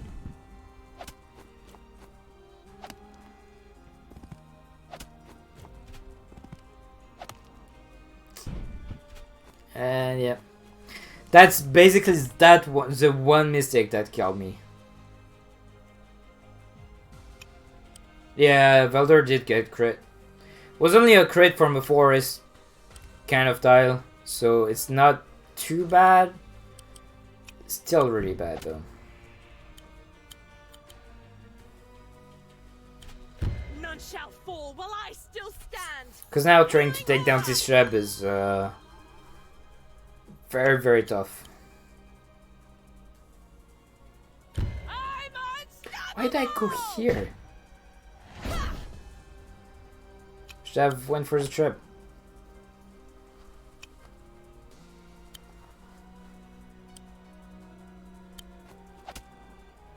Yeah, it's max range for the trip. The main range is for the ballistas, which honestly isn't that important because, well, minimum range is really bad, and B, their damage output isn't really great.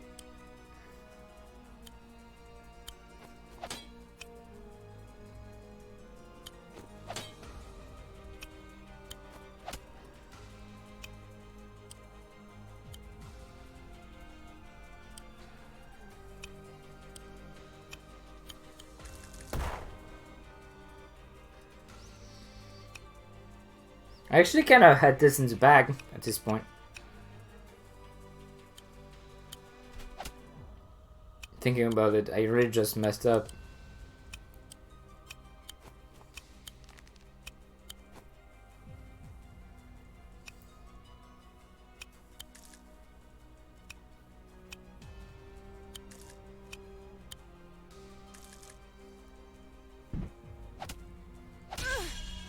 Oh yeah, okay, that's what the mess up was. I thought it was I moved Valve during range, so I was like, yeah, it's fine. And then I realized I'm at turn 9. I lost 8 minutes. Felt real bad. Let me just take my sweater. Because like that would have been a really, really good match. It would have been really close to sub 20 minutes. With a reset as a start. Cherry stones defend us. I feel so bad, man.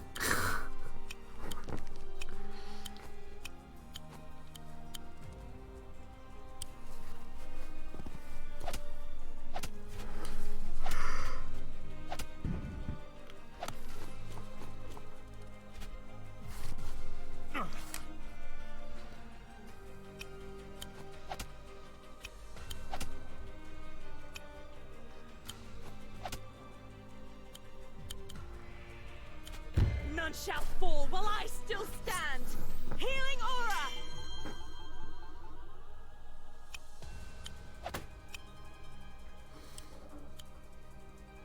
Good thing to keep in mind when you see all this is that at the beginning of when the game was first released, you couldn't quick save. Imagine writing a chapter that takes like 20 minutes. That already took me like 50 hours to route with quick save, without quick save. I would have died. I would have given up. as for sure. So thank you very much for adding it. Whoever realized that it was a good idea, thank you. From the bottom of my heart.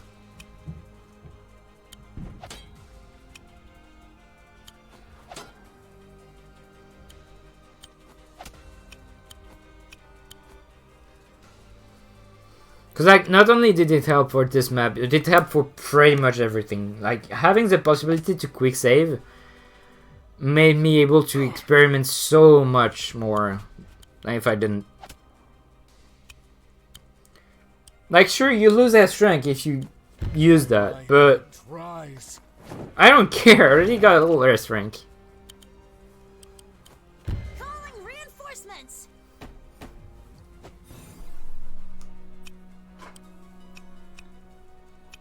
Yep, can't move that guy next. Further than Caesar.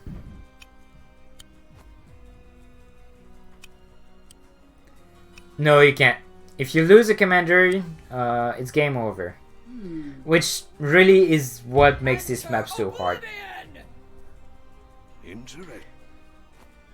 If it wasn't for that, then this map would be much less a pain. Because suddenly you could sacrifice something that's not valuable anymore. Though I don't know what would be, because like losing anything in this map is still really rough.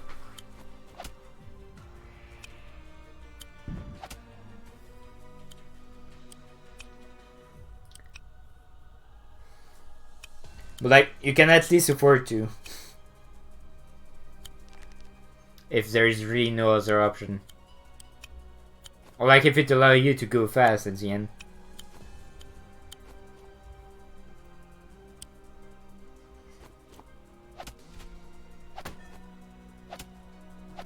Now Valder is one of the most important units in this map.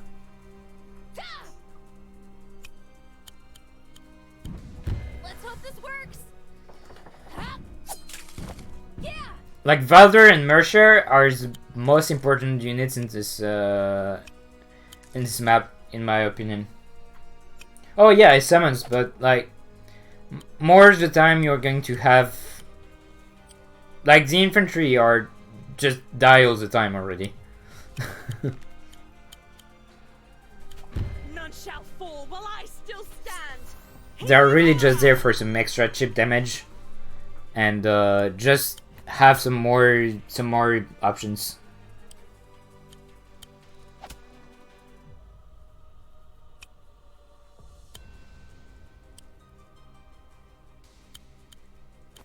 Rise from your grave. And they are like incredibly useful. Like, this map really makes you realize how good Valder's Groove is.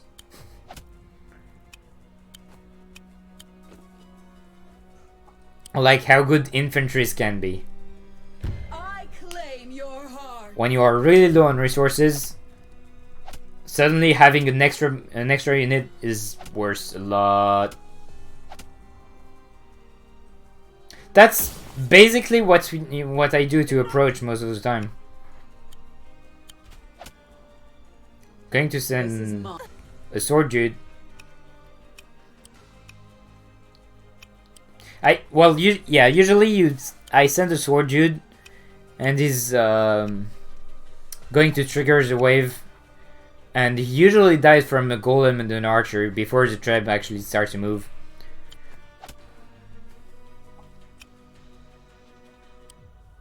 And this time I'm being very careful with what I'm doing.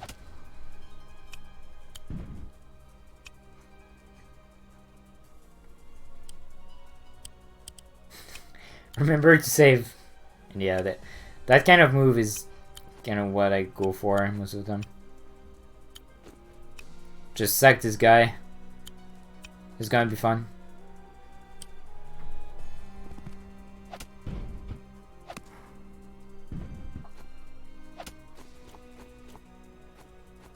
And here's the dumbest move you always see on this map. For some reason, they just want to move the trap as far as possible. It's, thank God they do that. Because dealing with this trap and that immense army would be... Oh boy.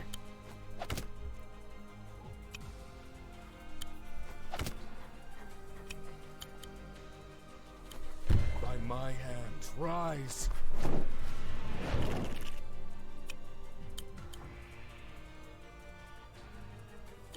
You're finished!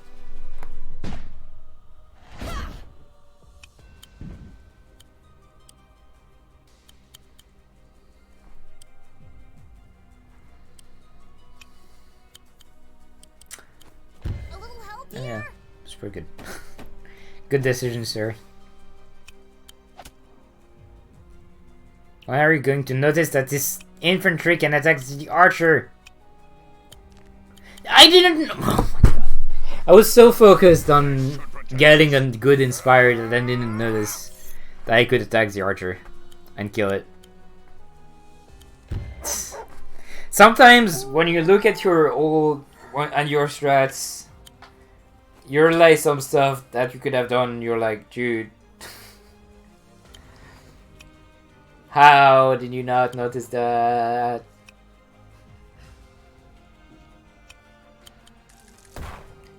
Oops, misclick. That's fine. I don't need 4 birdies. 3 is more than enough. When you only have 2 though, it starts to be a little too low. But losing 1, even if it's to dump stuff, is not terrible. It's bad, but it's not the end of the world.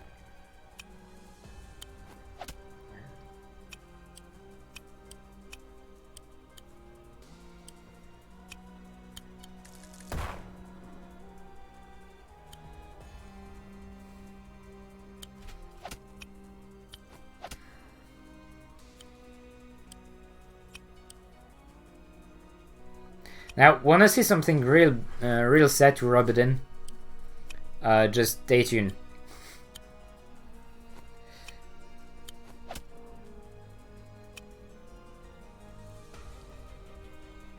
Yes! Do this! It's good! That's scary, you could have used the infantry. Moron.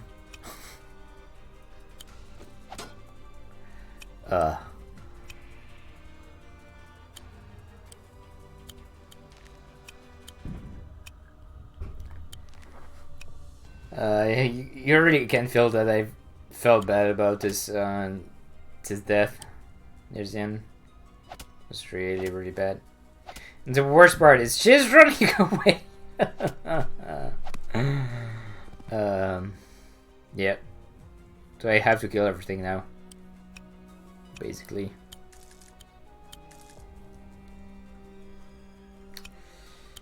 I really felt bad about this map.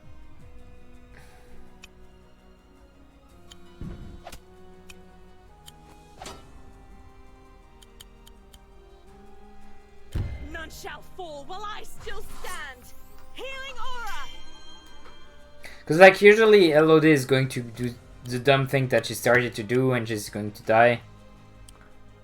Because she can be really dumb sometimes. You just lost your crit, dum-dum. Boy.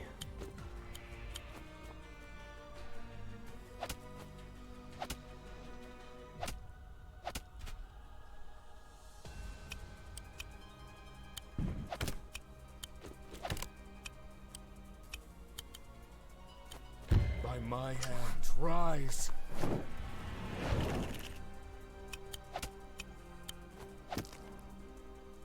You won't.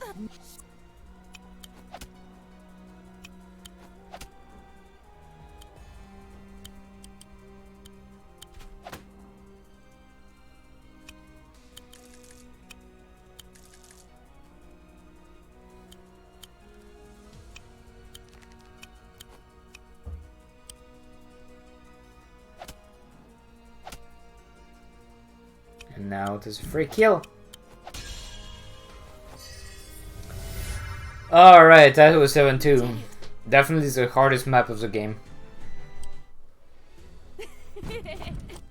And now we've got Epilogue. So Epilogue is right after Mercia touches Artifact, and she's going to fight her inner self, Dark Mercia, who's trying to convince her to use that power to become the strongest being in the world and conquer the world. Kinda. And this map, in order to get this rank, you need to do it in under 40 turns. 40! Instead of the usual 20. At worst. So the objective is to take down Dark Mercia. You have 1, 2, 3, 4 phases. The first one, she's out there in the open with your army out there. And it's pretty easy to bait her to die. And the strat is pretty consistent. There is a few ranges that can kill it, but overall it's not too hard to get. So we just have Mercia go as much as possible to the front, baiting Dark Mercia, while the golem at the top is going to wreck the only Trebs the enemy has, and everything really. It's really important throughout this map to keep the mages and the Treb and the golem. The golem really can't die because it's so strong. As long as you keep a mage near him and just don't be too dumb when using him. There's no reason for it to die.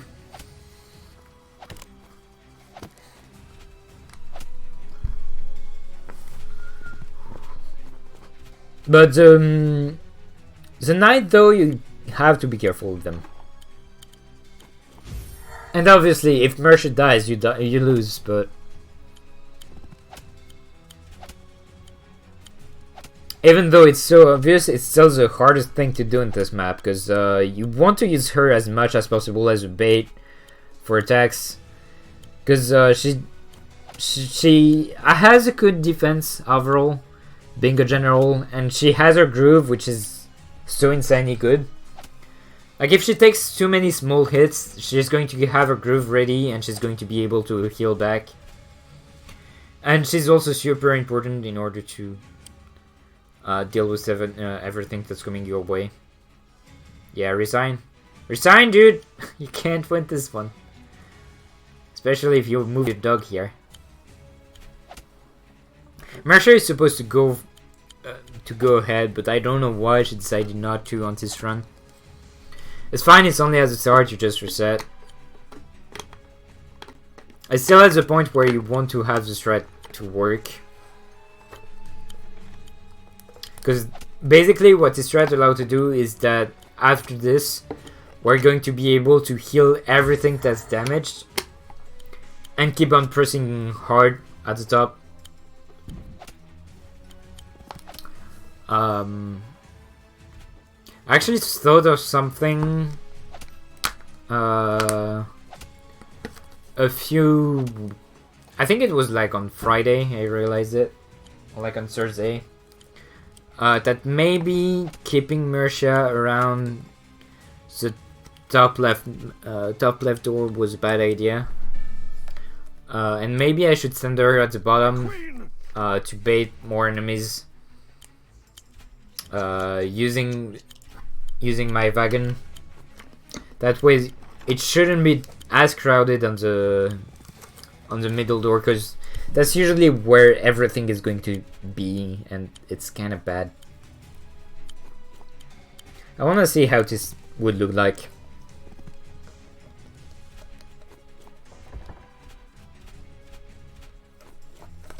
I want to test that. Because really, like, this first part of the map, it's pretty easy to do. It's really just one strat that works and is really efficient. But after that, once we start getting inside, it's going to be a big, giant clusterfuck.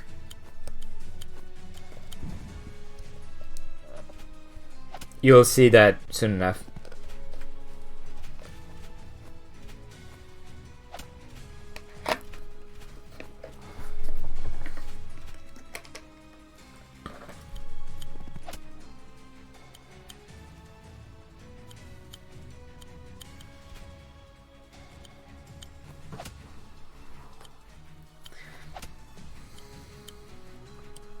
No, you need to heal. Yes. Do this. At first, I didn't have this LN, but then I realized that my ranges on what I have to do are really inconsistent without it. So I added that in and made the archer kill the infantry instead of the mage, which just works out much better.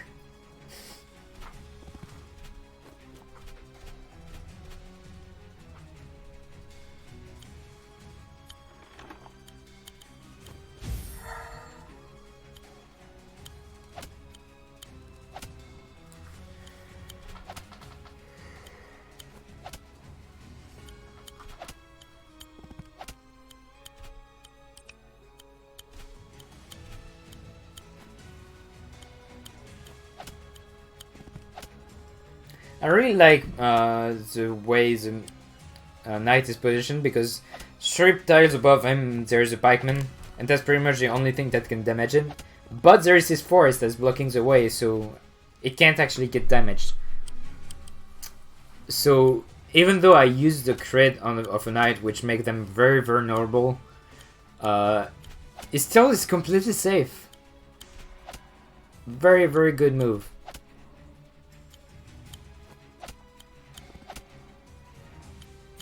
Just cleaning up. So for the next phase, I actually need to route everything, every unit, including the one that were on wave 1, which is why I'm taking so much care of pretty much everything on the map, making sure that they all die. And now Dark Mercia goes on the water, and that makes her a really weak target. I can just kill her with the, well, kill, quote unquote. Kill her with a pikeman, and now all those units are free to move, and they're going to move towards me, and it's going to get scary. And that's at that point that you really, really need the archers. After that, they're not going to be as important, but you imagine that I'm basically just going to block this door right above Mercia. While the golem, the knight, and the mage, actually both knights, and the pikemen are just going to blitz through the top of the map to pincer the enemies that are going to basically blockade that room right there.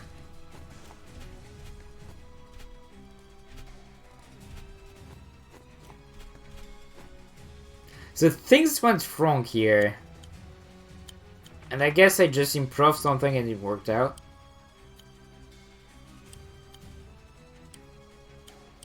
Cause like, the pikeman decided to go above the other pikeman instead of going where the golem is, which means that I can't go for the strat that I usually do. But those guys really just need to blitz through the place. So they should be fine still.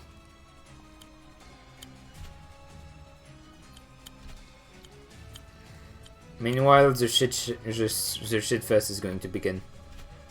Because there is going to be like 3 or 4 mages at the bottom, 3 or 4 archers. And you can't... I don't know how you could get through all that without mega pain.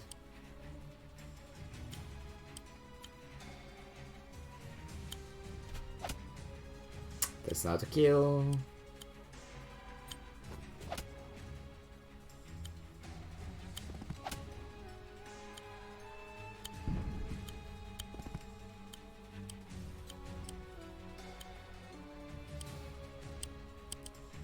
Alright, so now begins a weird move, TMs. Or I'm going to put Mercia in danger, just so that she can deflect the attacks of the enemies. And also kill mage. Because mages are a pain. Like, Dark Mercia has a ginormous amount of money. So she's going to be able to spam those mages heal so hard. And that's going to make it even more tedious to get through this room. So I really want to take down those mages as fast as possible.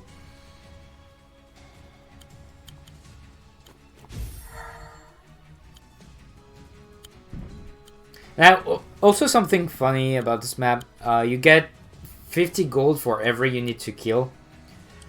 Which means you really can spam the heal of the mages that you have.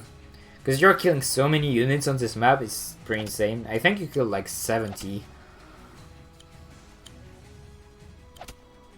And that's not even all the units that you can kill on this map. None shall fall while I still stand. Healing aura. Alright, so now Mersha is going to be at 5 HP. Because she's going to be attacked by Pikeman crit. And the Knight. Okay, actually a little less than that, but it's still fine. And see, this is what I hate about this map. The Cavalier just attacked and he's back at full HP. It's painful. Oh well, nearly back at full HP.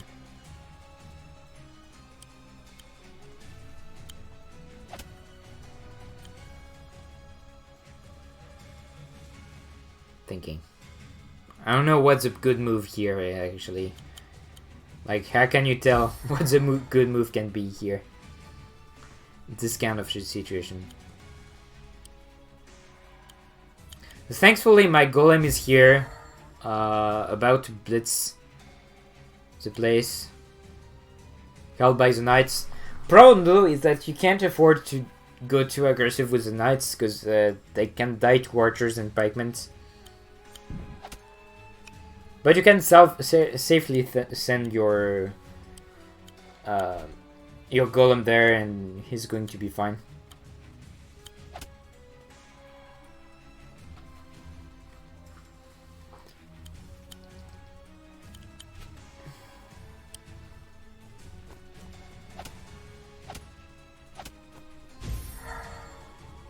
Hate this so much.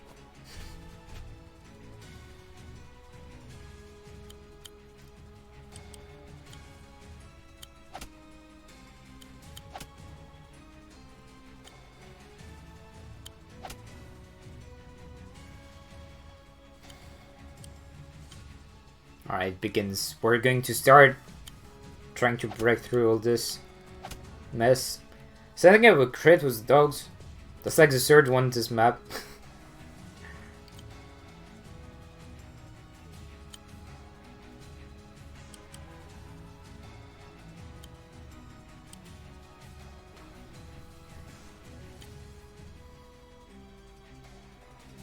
Nah, put her to safety, she needs it.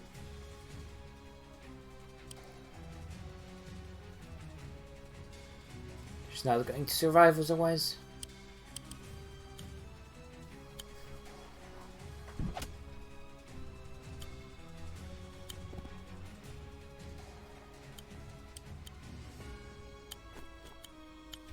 I'm trying to put my knights in a way that can help me set up crits once we break through that top door.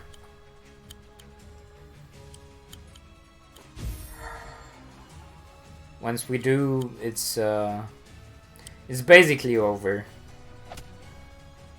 I lost a mage. It's really bad, but it's not that big of a deal. Like I can keep going.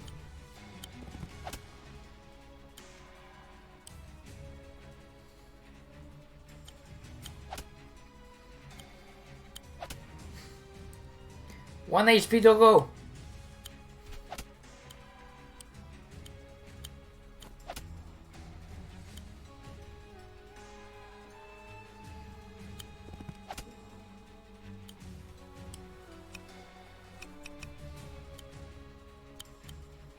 Yeah, I realized that was putting my mage at risk, and I can't really afford to lose the second one.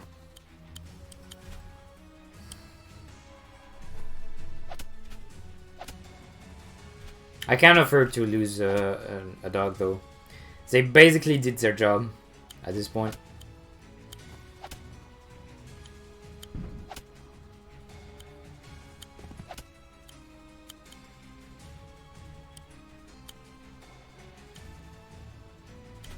I'm here to help. Healing aura. All right. So now we are basically just stalling a little bit in order to prepare the attack on the throne room. We want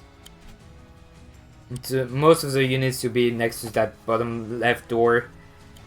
And the very bottom door is going to be dealt with Mercia and a few other units, namely the dog and like 1 or 2 archers. Well, the golem is going to be at the top. Because this way we can make the golem go south. And that way Mercia can start chipping it. The archer is also going to come. And should die real fast too. Which means that there is only 1 archer left. And like the golem is going to be able to blitz through the room. Basically unarmed, because the golem is really wants to go for Mercia because, well, it's a win condition. As we explained, the AI is really looking versus commander skills, even though it's not the best solution. It feels like it's a good risk reward situation, which I can understand, but at the same time you are starting to get predictable, and as anyone would know, anyone playing fighting game would know, getting predictable is when you start losing.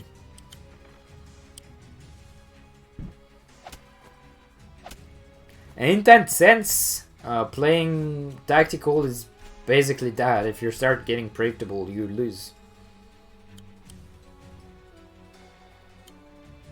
Alright, so now which target to take down? The pikemen are definitely the scariest things, because that means that if they are around, I can't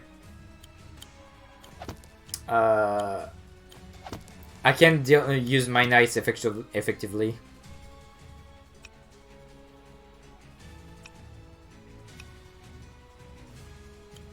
Can take on the archer without trouble.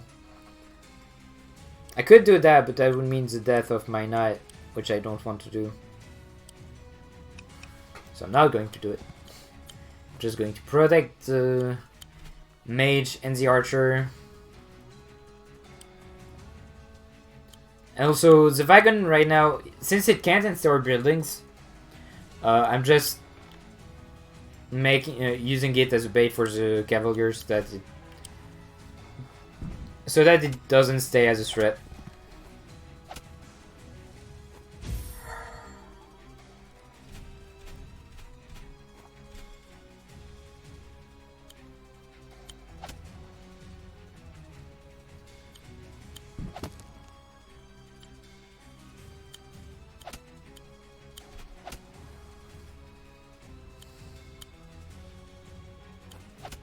Why did I attack me? There was a pikeman right there. Bro. Spikeman is a crit! I'll save you all. Yeah. It's really easy to tell a guy what to do when to let. Yeah, I noticed that now. Now I feel bad because I realized, yeah, I could have done that before. Heck.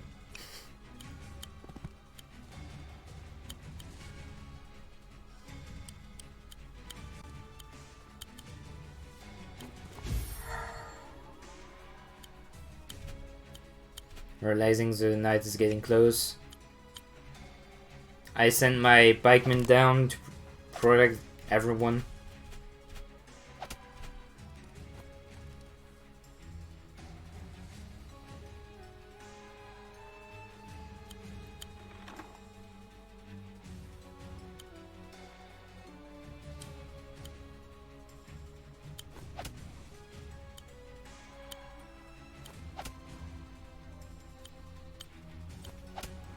And now the objective, since like the throne room is on, is to bring everyone to the top of the map.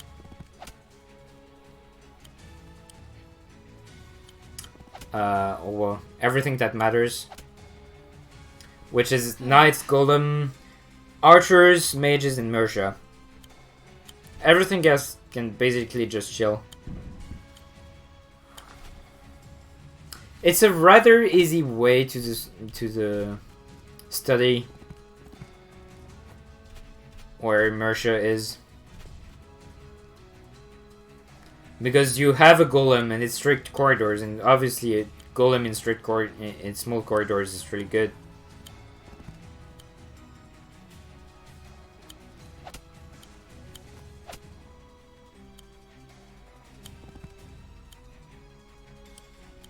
And also the AI heavily respects the golem.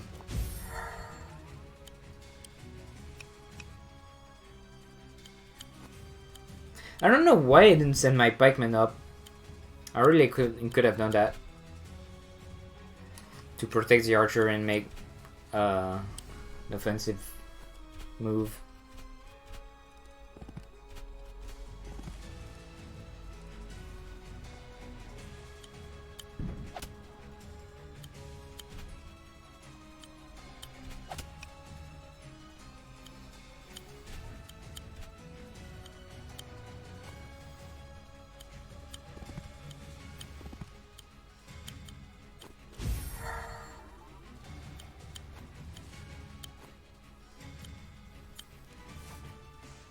This dog is going to protect the archer from getting attacked.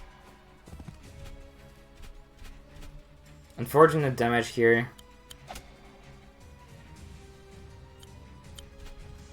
I probably shouldn't have moved Mercia here because that's going to blockade the room a little too much.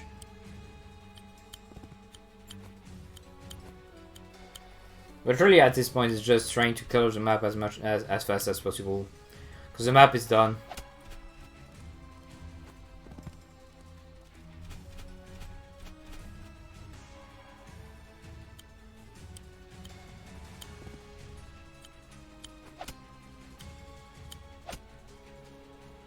I expected this knight to die.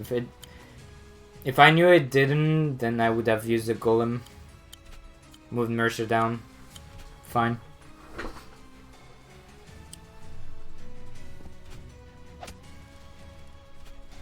Because now they're going to be annoying.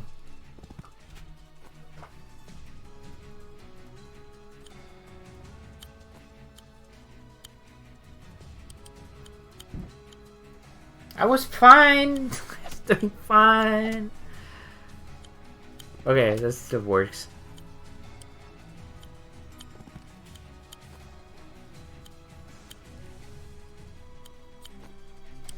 Useful move.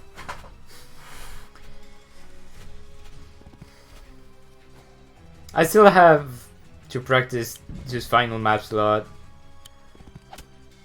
to make sure that I get as many good decisions as possible.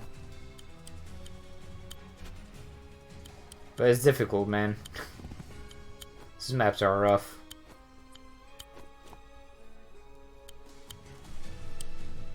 Especially after 2 hours of run.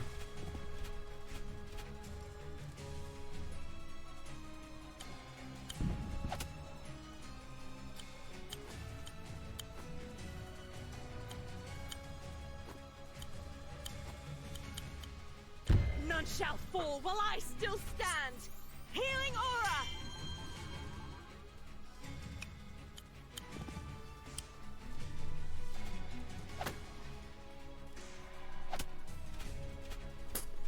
Yeah, I should have attacked with the knights.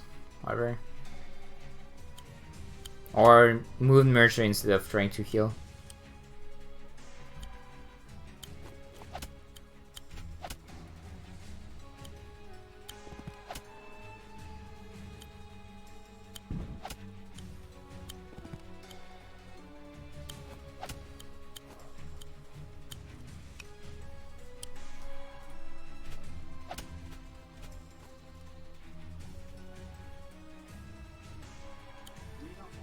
Why don't heal the doggo? I don't need to.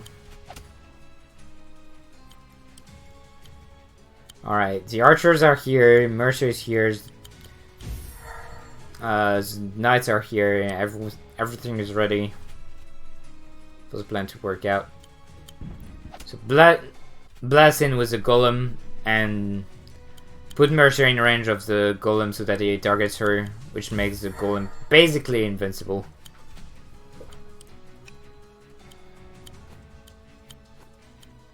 Because, like, besides the golem, nothing is going to target it, and if the golem is at full HP, nothing is...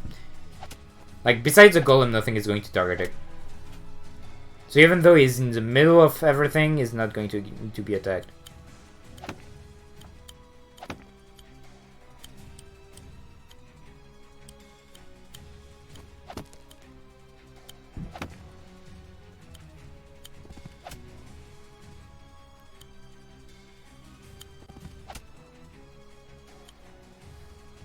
This is scary. Save. Why didn't you not save? You could have died here, dummy. And I realized right there. Thankfully, I won't. Because Dark Mercer decided to run. It's a bad decision right at the end.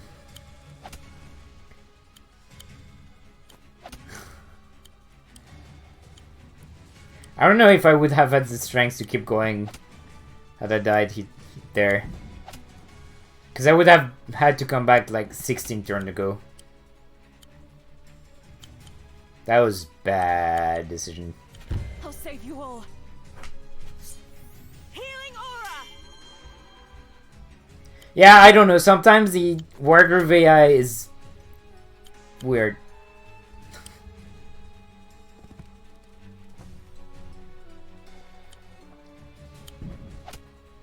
Sometimes it's just give up.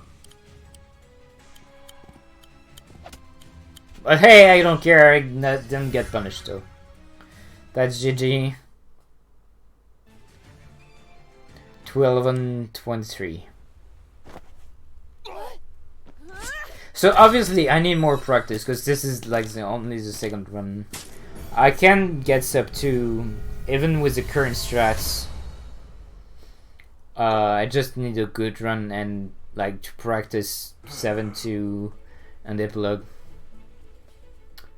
But yeah, that was Wargroove. 8% new game plus. If this ends up being my submission for RPG in break, and it likely will, even if I PB later on. I definitely still intend to improve it. I want to run all puzzles as well. And once I'll be done, I'll only have 6 maps to wrap to do new game any percent. When it's about 2 hours, if it can happen before the release of Tokyo Mirror Sessions in 10 days, then sure. Otherwise, since I also intend to submit Tokyo Mirror Sessions, hashtag Fire Emblem Encore.